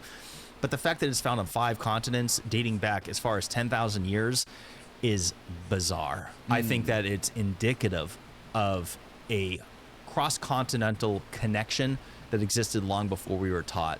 But there's other things, like you mentioned the pyramids, found on 4 continents around the world. There's deities that are also very similar in various parts of the world. Yep, like that number 7, the 7 sages, and going back to Mesopotamia, and that's seen in different parts of the world. The idea of mirroring the sky on the ground with buildings, that's something that you see both in South America and in ancient Egypt. Like cosmic alignment with buildings and stuff like that. Like the Mayan temple with the El Kukulkan with the undulating serpent, or the Orion Giza thing, which I know some astronomers will complain about, but they haven't done their research. So for those of you who are already typing, go fucking research it a little bit. What is either of you guys, like, what's your favorite theory on what the Great Pyramid actually was? Like, if you were just like playing the lotto. My best guess, and I don't know, that I always like to say I don't know. Crazy tinfoil. Is tinfoil hat as you want to be? Like, what would you guess? I really like Christopher Dunn's power plant theory. Yep. I think I've been in Giza 3 times, and there's nothing about the Great Pyramid that resembles anything like a tomb. And when you walk through its bizarre layout and structure, I think it was something functional that goes beyond our understanding. I cannot prove it. But I think that when we look at that in modern times, the largest things we build are like hydroelectric dams, that maybe it was something for harnessing power. But then people say, well, what was it using to power? And that goes down a whole rabbit hole. And so maybe it's not true at all. But I think it was functional. What are your thoughts, Dan? Well, honestly, I think that probably there might be all kinds of things like what Jim was saying, which I'm more skeptical of. But what I am my favorite hypothesis is, we know it was a funerary complex. There's no question that Giza wasn't later, right? Yeah, well, definitely later. To me, it seems like, the idea that if you're going to be reincarnated, if you're going to be immortal, you need people to remember you. Like we would joke even with each other today. We're going to sing, they'll sing your songs around the campfires for generations to come, right? It's a tongue-in-cheek joke, but that's something that the ancients would have valued, man. They're going to remember me. I'm going to be dead, but people will speak my name. Well, that's something that a lot of ideas on immortality, they're contingent. People quit speaking my name, I'm not immortal anymore. They need to remember me. Right. Symbolic immortality. And are we not mentioning names of pharaohs here today? Now, so that's, in my opinion, I think that the pyramid, that's a big part of it, was just to do it. And that's one of the reasons you make it goofy and mysterious and weird, because you make the bridge to nowhere just to make people scratch their head. Now, if you want to talk about mortality, if you want to know my most batshit crazy theory on the Great Pyramid, is that maybe it was a device for harnessing DNA restoration. Around different parts of the world, they talk about humans living to be thousands of years, hundreds and even thousands of years old. Right. And maybe there's certain sarcophagus that you'll find in Egypt where on the inside of it, on the lid, underneath, a lot of people never see it, is essentially a person with its arms and legs spread up like this, and it's just laying in there. And there's photos they have examples of this at the Cairo Museum, and you can also see it in the Valley of the Kings. But it's just a person laying there with the arms and legs, and I'm like, that's not how they buried pharaohs. They were all like this with their arms across their chest. And so if the pyramid was a device of some kind for generating power, maybe, and this is just wild idea. I'm not convinced of this. This is fun. But what if it was for helping longevity? Maybe it cured cancer. Maybe it repaired DNA. I don't make videos like advocating for this because it's just, but if you're going to ask me in a conversation, I'm like, yeah, what if? Maybe it was for, because it is bizarre that there's so many legends across the world talking about humans living to be hundreds and even thousands of years old. Yeah. Where does that come from? Who would make that up? Is that really a real bedtime story? Because that's what we'll say. Oh, well, this is just they passed it down. It's like, is that what you tell your kids before they go to bed? Oh, humans used to live so long. It's like, where does that come from? I'm not convinced of that. Yeah. No, that is a bizarre one. How there was like telomere caps or something. This goes back to the Anunnaki stuff, right? Yeah. I love that stuff. That's like the most taboo thing for people. Yeah, and Sitchin may have been wrong about a lot of things, but it doesn't mean that there wasn't truth to it. Like if you want to know my most crazy ideas, that I do think it's incredibly possible that humans were a hybrid species. That when you look at these legends of angels coming down and breeding with the women and all this stuff, I'm like, if we're cloning pigs and growing human ears on the backs of mice and all this crazy stuff that we're doing now, it's not impossible that if humans were to go to another planet, we wouldn't mess with them either. Sure. If there was life forms on other planets. Billy Carson. Yeah. Oh, Billy. What we're talking about this stuff, Billy. Just to be Dan the big old wet blanket. We talk about the potential of the pyramid being a technological device. There is one thing that I see talked about a lot, and I do have to point it out. As a guy who worked with electricity, the piezoelectric thing, which if you don't know what piezoelectricity is, it's what makes if you stress a quartz crystal, you get a little electricity. It's what makes your quartz watch work, and your igniters for your gas grills. Sure. Okay. So the theory will be, well, there's a lot of limestone, or a lot of quartz in limestone, therefore a little bit of stress in the limestone. You get these big electric charges. Look at all that limestone. They're making all this electricity. The problem with that is that each one of those crystals has to have a piece of metal on both sides to harness that charge, right? Electricity, correct. Otherwise it just... So if you have it, then you've got this block full of those crystals. So they would all have to be aligned in the same. They would all have to be aligned magnetically to begin with. Then you would have to have that entire block sandwiched in metal, and that's only if they were all aligned, which is extremely limiting. And we don't see any signs of this. And then you would have to have a place to harness it. So while it would definitely be ripping metal out of the structure, if it was abandoned and it had a shitload of metal in it, and they were pulling it out, there was a metal between the courses we would find remnants of. Or on the cap, right? The cap's been missing since time immemorial, right? But anyway, my point is that I'm not opposed to the idea of it being a technological device. There's always like the funnel of reality that I always try to kind of bring us back to. It's like, yeah, we can, but electricity is getting a little bit too far out there. Not that electricity itself isn't, but the piezoelectricity from the limestone blocks is something that if I was tasked with doing that as an electrician, I'd be like, need a magician, buddy. Sorry. Friedman Freund, that NASA scientist, did an experiment where they took a giant block of granite and they put two metal caps on each side, and they squeezed it with a hydraulic press, and it literally was creating electricity. Oh, wow. Interesting. I haven't looked at that. Yeah, this is in Chris's new book, The Tesla Connection, where he basically hypothesizes that it's a solid state electron harvester. Yeah. Interesting. Yeah. So that's bizarre, and that goes right into that guy Friedman Freund, that NASA scientist, he was basically studying earthquake lights. How all over the world, days and weeks before an earthquake happens, there's deep subterranean grinding of the rocks, the igneous rocks, creating these crazy, like, some people thought they were UFOs, but they're like orbs in the sky. And there were earthquake lights creating from the electricity from that deep earth igneous rock rubbing against each other. And they were hypothesizing that that's a way that they could mitigate the damage from earthquakes. So if they're seeing earthquake lights pop up above the mountains, they're like, okay, we got to evacuate. There's going to be an earthquake. And I think they actually were able to accurately predict it within, like, I think 14 days of That's a couple wild. earthquakes, like over near Indonesia a few times. That's wild. Yeah, and the Great Pyramid is built on top of an aquifer. Yeah. You know, like there's subterranean water that had flown under there back when the Nile was much closer. Yeah, I don't know. Like when it comes to the Great Pyramid, you know, a lot of people will hotly debate what it was. And this is where I get into, I'm like, this is why there needs to be further study and archaeological excavation. Yeah. Are you familiar with that hidden chamber that they've identified? Yeah, above the Grand Gallery, Yeah. right? And the Scan Pyramids Project found it. Yep. And this thing is massive. They still haven't explored it. And it's like, even though they discovered it 8 years ago and it was confirmed in a scientific study 7 years ago, as of today, it has not been explored. There's no plan in place to do it. Although maybe I've heard something that now I can't say it because when people tell you something that is a secret, you can't repeat it.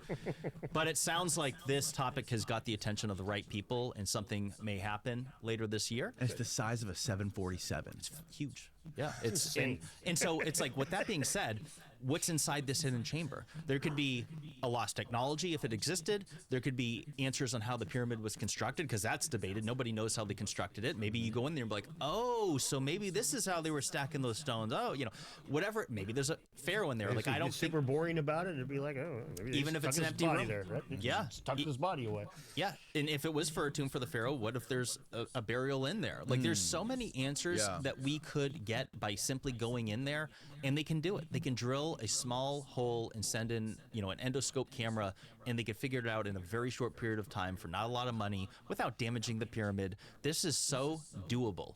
And, you know, we can have all this conjecture about what it was, how it was built, what was, you know, and it's like, but maybe if we just go in there and look, we'll learn something and that answers some of these questions. You know what? One of the most interesting things about that void is, to me, is that in the King's Chamber, there's apparently those two shafts that go out, right? Yep. One of the shafts goes straight.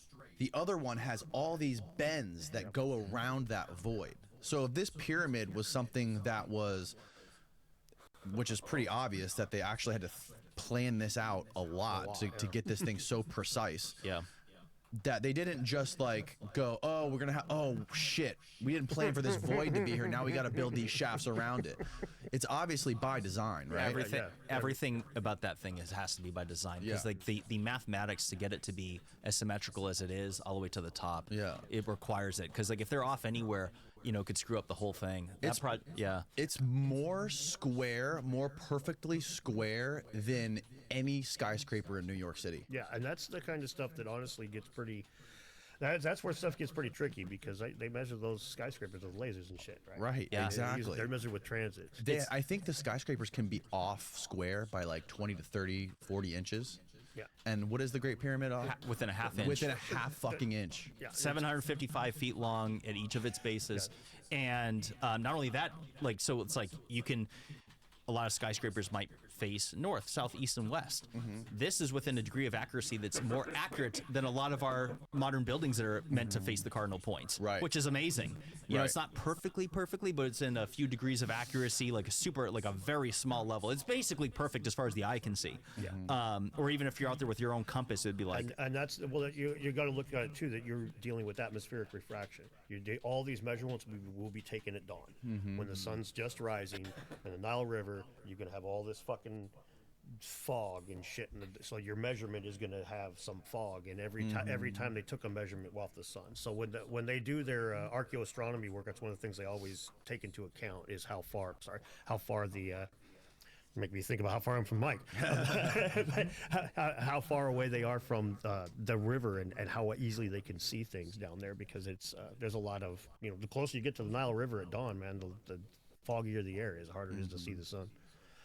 You know what my favorite theory about the pyramids is? What's that? Have you ever heard of the land of Chem? Yes, Jeff. Yep. Dude, I think that guy is spot on with his theory. I think it is the most reasonable explanation. I love Chris Dunn's theory, the solid state electron harvester. I think it's fantastic. It's sensational. But what I like about Jeff's theory, Jeff is his name? Yeah. What I like about his theory is that it's kind of a boring theory. But it also makes so much fucking sense because he went in, like the way he describes how that Nazi scientist, Fritz, I think his last name was, who went and basically recreated that ammonia production thing, the device that creates ammonia, and he reverse engineered the inside of I think it's the step pyramid. And that's what his hypothesis is the step pyramid was creating ammonia. And he created a device that completely replicates the inside of the step pyramid that creates ammonia. This Nazi guy who was studying studying the pyramids, and then he thinks that the red pyramid was using the chemical that was coming out of the step pyramid to create. I can't remember all the names of the chemicals. I get so confused, but it's the chemistry stuff gets confusing when you start to get deep into it. But essentially, he thinks that the pyramids were responsible for fertilization and agriculture on the Giza Plateau. Yeah, and that's an interesting one. I've had him on the channel once. Jeffrey Drum, that's his last name, Drum. And to be fair, when I said that Christopher Dunn is the one that I identify most, I haven't done a deep dive on Land of Chem's theory. I figured that next time I go to Giza, I'd link up with him personally and do it, like get right from him. So I can't say that when I say about Christopher Dunn, that's not taking anything away from Land of Chem because I can't speak to his theory. But now I need to go down that rabbit hole. So he thinks that the step pyramid was creating methane gas, which methane gas is used for like heating, lighting, and metallurgy.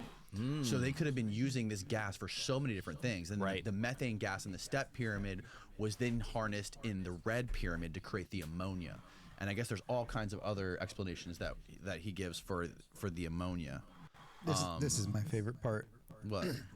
Well, Land of Kim was the original name of Egypt, and Kim has its base in alchemy, which is where we get chemistry. Yep. And they were known for the land of Kim was black. Yep. They refer to fertile. Yep.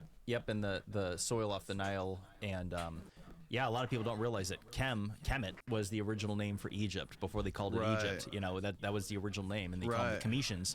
And Kemetology, like Yusuf Awiyan, and that's the thing a lot of people don't realize. Like that was the Egyptians themselves today, the local populace refers to the Cometians as building the pyramids. That was something that floored me when I was there. That's crazy. Yeah, and a lot of the locals there don't think that it was for a tomb. I was surprised to see that as well. A lot of them think it was just something amazing beyond our understanding. So when he was in here, he was also explaining to me how there's this layer of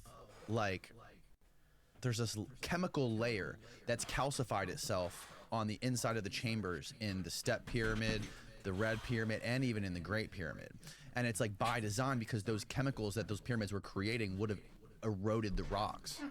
So and the conventional explanation is it's bat shit or like bat piss. Right.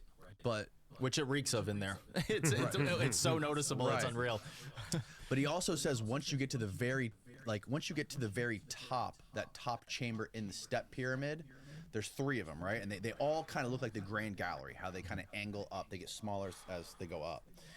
He says when they were pushing water into those chambers, it was pushing the gas up into the top of the chamber, compressing the gas, which heats the gas up, right? Yep. And that's what created that chemical reaction into ammonia. And then he also thinks that it was a similar process in the Great Pyramid, but the Great Pyramid, I think he believes, was creating sulfuric acid, and somehow the other 2 pyramids were used. I have to watch that podcast again, but it was fascinating. It was really compelling the way he explained that. Well, here's something that goes along those lines. I met this gentleman when I was in Egypt on the tour that I was on. He's a president of an air compressor company in Canada. And that's what he was saying. He was like, this reminds me of an air compressor, like the internal structure and layout. he said that like the way it's designed, you could support enormous amounts of pressure in there. Yeah. And that was not in the context of anything from Land of Chem. This was this was like 4 years ago. I don't think Land of Chem was making videos at that time. This is before that. And so like that was his intuitive thoughts on it. He was like, this seems like like something for, you know, compression. And I'm like, that's interesting, but I never pieced the dots on that. Yeah, man. And then there's like also on some of those pyramids, there's these like these underground channels that the conventional explanation is it was for rainwater, to collect rainwater, and there's these conduits that go underground that connect from the pyramids and they come out into these collection bowls. I don't know if you've seen the you've been there, right? Yeah. There's these big collection bowls that like, why would they be collecting rainwater? Yeah. And he thinks that was part of like the chemical collection process or something they were doing. So no, they're just for ceremonies. Yeah, right. Danny, right. come on now. It's religious. Just drop it. No, I'll tell That's you, what they say about everything out there. The part of Jeff's hypothesis that I found the most interesting, and of course it's the most mundane, so it has the most chance, in my opinion, of being accurate, was they would build things to get zapped with lightning because it charges the ground to make for better harvests. That's something that that's something that the ancients would very easily have been able to notice. You know, a lightning striking the ground is the kind of thing you're gonna talk about, man. And if it starts farming better there, you're gonna notice that. And so that part of it is interesting. That part is definitely interesting. The chemical parts of it and stuff are interesting too. Don't get me wrong. It's like sonochemistry. The way he explained it to me in the Great Pyramid, like it's like sound resonance. I mean, there's clearly some sort of resonant frequency happening in that Great Pyramid. Yeah. And when you mix that with chemistry, apparently that's a real thing. Yeah. No. Yeah. It is. It's. It needs more testing. Same as the digging in the ground and everything else. It would need more testing. But the first part, that part of it in particular, was I would have had him on and I was listening to him like, okay, man, that's a nice foundation, a good starting point for this, because it's not too out there, man. It's not out there at all. Yeah. You know what's far more out there is suggesting that it was a tomb for the pharaohs. Like, they've never Flint Dibble. Yeah. They have never found. Never mind, they never found a mummy in any Egyptian pyramid ever, because you can say, oh, they looted it. Okay, fine. Never mind that there's no glyphs on any of the walls. You know, like you'll find at every single other known Egyptian tomb, it is floor to ceiling in glyphs. Amazing artwork that shows the depiction of their lives, and in the internal structure and layout. Like a lot of people that haven't been or are not familiar with the mapping of the Great Pyramid as an example, they would think that it's like a maze to like hide the pharaoh. It's going to be complicated. No, you just go down, you go up, and you're in there. It's a straight shot. It's bizarre, but when you look at it from like a side angle of the map, it is absolutely, it's just confusing. It doesn't feel like a tomb at all. Right. That's, you know, and perhaps it could have been used as a tomb later on, but if I had, my best guess is that it just simply was not designed with the purpose of being a tomb. I really don't think so. I don't know that for a fact, and anyone that says otherwise, you know, it's like nobody really knows, and that's kind of the fun part about this. But it's like, that's just not my impression. And I went to Egypt with people that were very skeptical of the alternative theories. They're like, surely this was a tomb. And there was multiple people that said, I'm not so sure about that now. Like after walking through it, they're like, this is weird. So the mystery is real. Did you ever go in the subterranean chamber? Yes. What was that like? Really creepy. It's like 100 feet underground, and it's dark. Without light, it would be just cave black. You have to crawl through dirt through a tight little shaft just to get into it. And when you're in there, it's just quiet, and it's just the very chamber itself looks so eroded. It's weird. That was really fun to be in there. Yeah, that was. I don't think I could do that. I'd be too claustrophobic. But like, that's just. Fuck. If you're trying to explain that place being a pharaonic burial site or a tomb, how do you explain that subterranean chamber that it's like almost impossible for anyone to get down? And then you have that weird little shaft at the end of it on like the south side, I think, that goes nowhere. Yeah. There's an empty. There's a lot of. It looks like a like that. hydraulic mechanistic machine. I don't know, man. It's mind blowing. What is funny is how many people will try to deny any sort of mystery with it. When they just try to be like tomb and tomb alone. Yeah. That attitude. Ropes and pulleys. I mean, when even the Egyptologists can't agree on exactly how it was made, it's like when for today. Can we not have a little bit of speculation and Yeah. have a conversation, but instead they turn it into this Sorry about fight? that. It has to be a Been battle. away for round. like That's really 2 where hours. I had important that phone really blew calls, my sorry. mind sticking my nose in here. Like I watched some debunking videos and stuff, but I had no idea how attached to politics a lot of this was going to end up being. That part really hurts my head. It's like, come on, man, what in the actual fuck politically do the big rocks the ancient Egyptians have to do with today? Seriously, I mean, please enlighten me. I'm lost on that one. Well, yeah, I want to get to that, but another thing I wanted to talk about was Jeffrey Drum, Land of Chem's theory on how those chemicals were also potentially used, and this is also one of my favorite theories, to explain like the scoop marks in the Serapeum boxes, right? Or even the scoop marks under that stone of the pregnant lady. Yeah.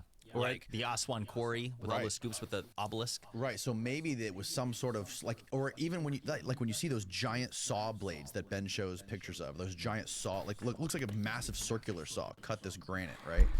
Maybe that they were using some sort of chemical slurry to soften that stone and cut through it, or like for in the Serapeum, if they cracked it or whatever, they could have used that to scoop it out.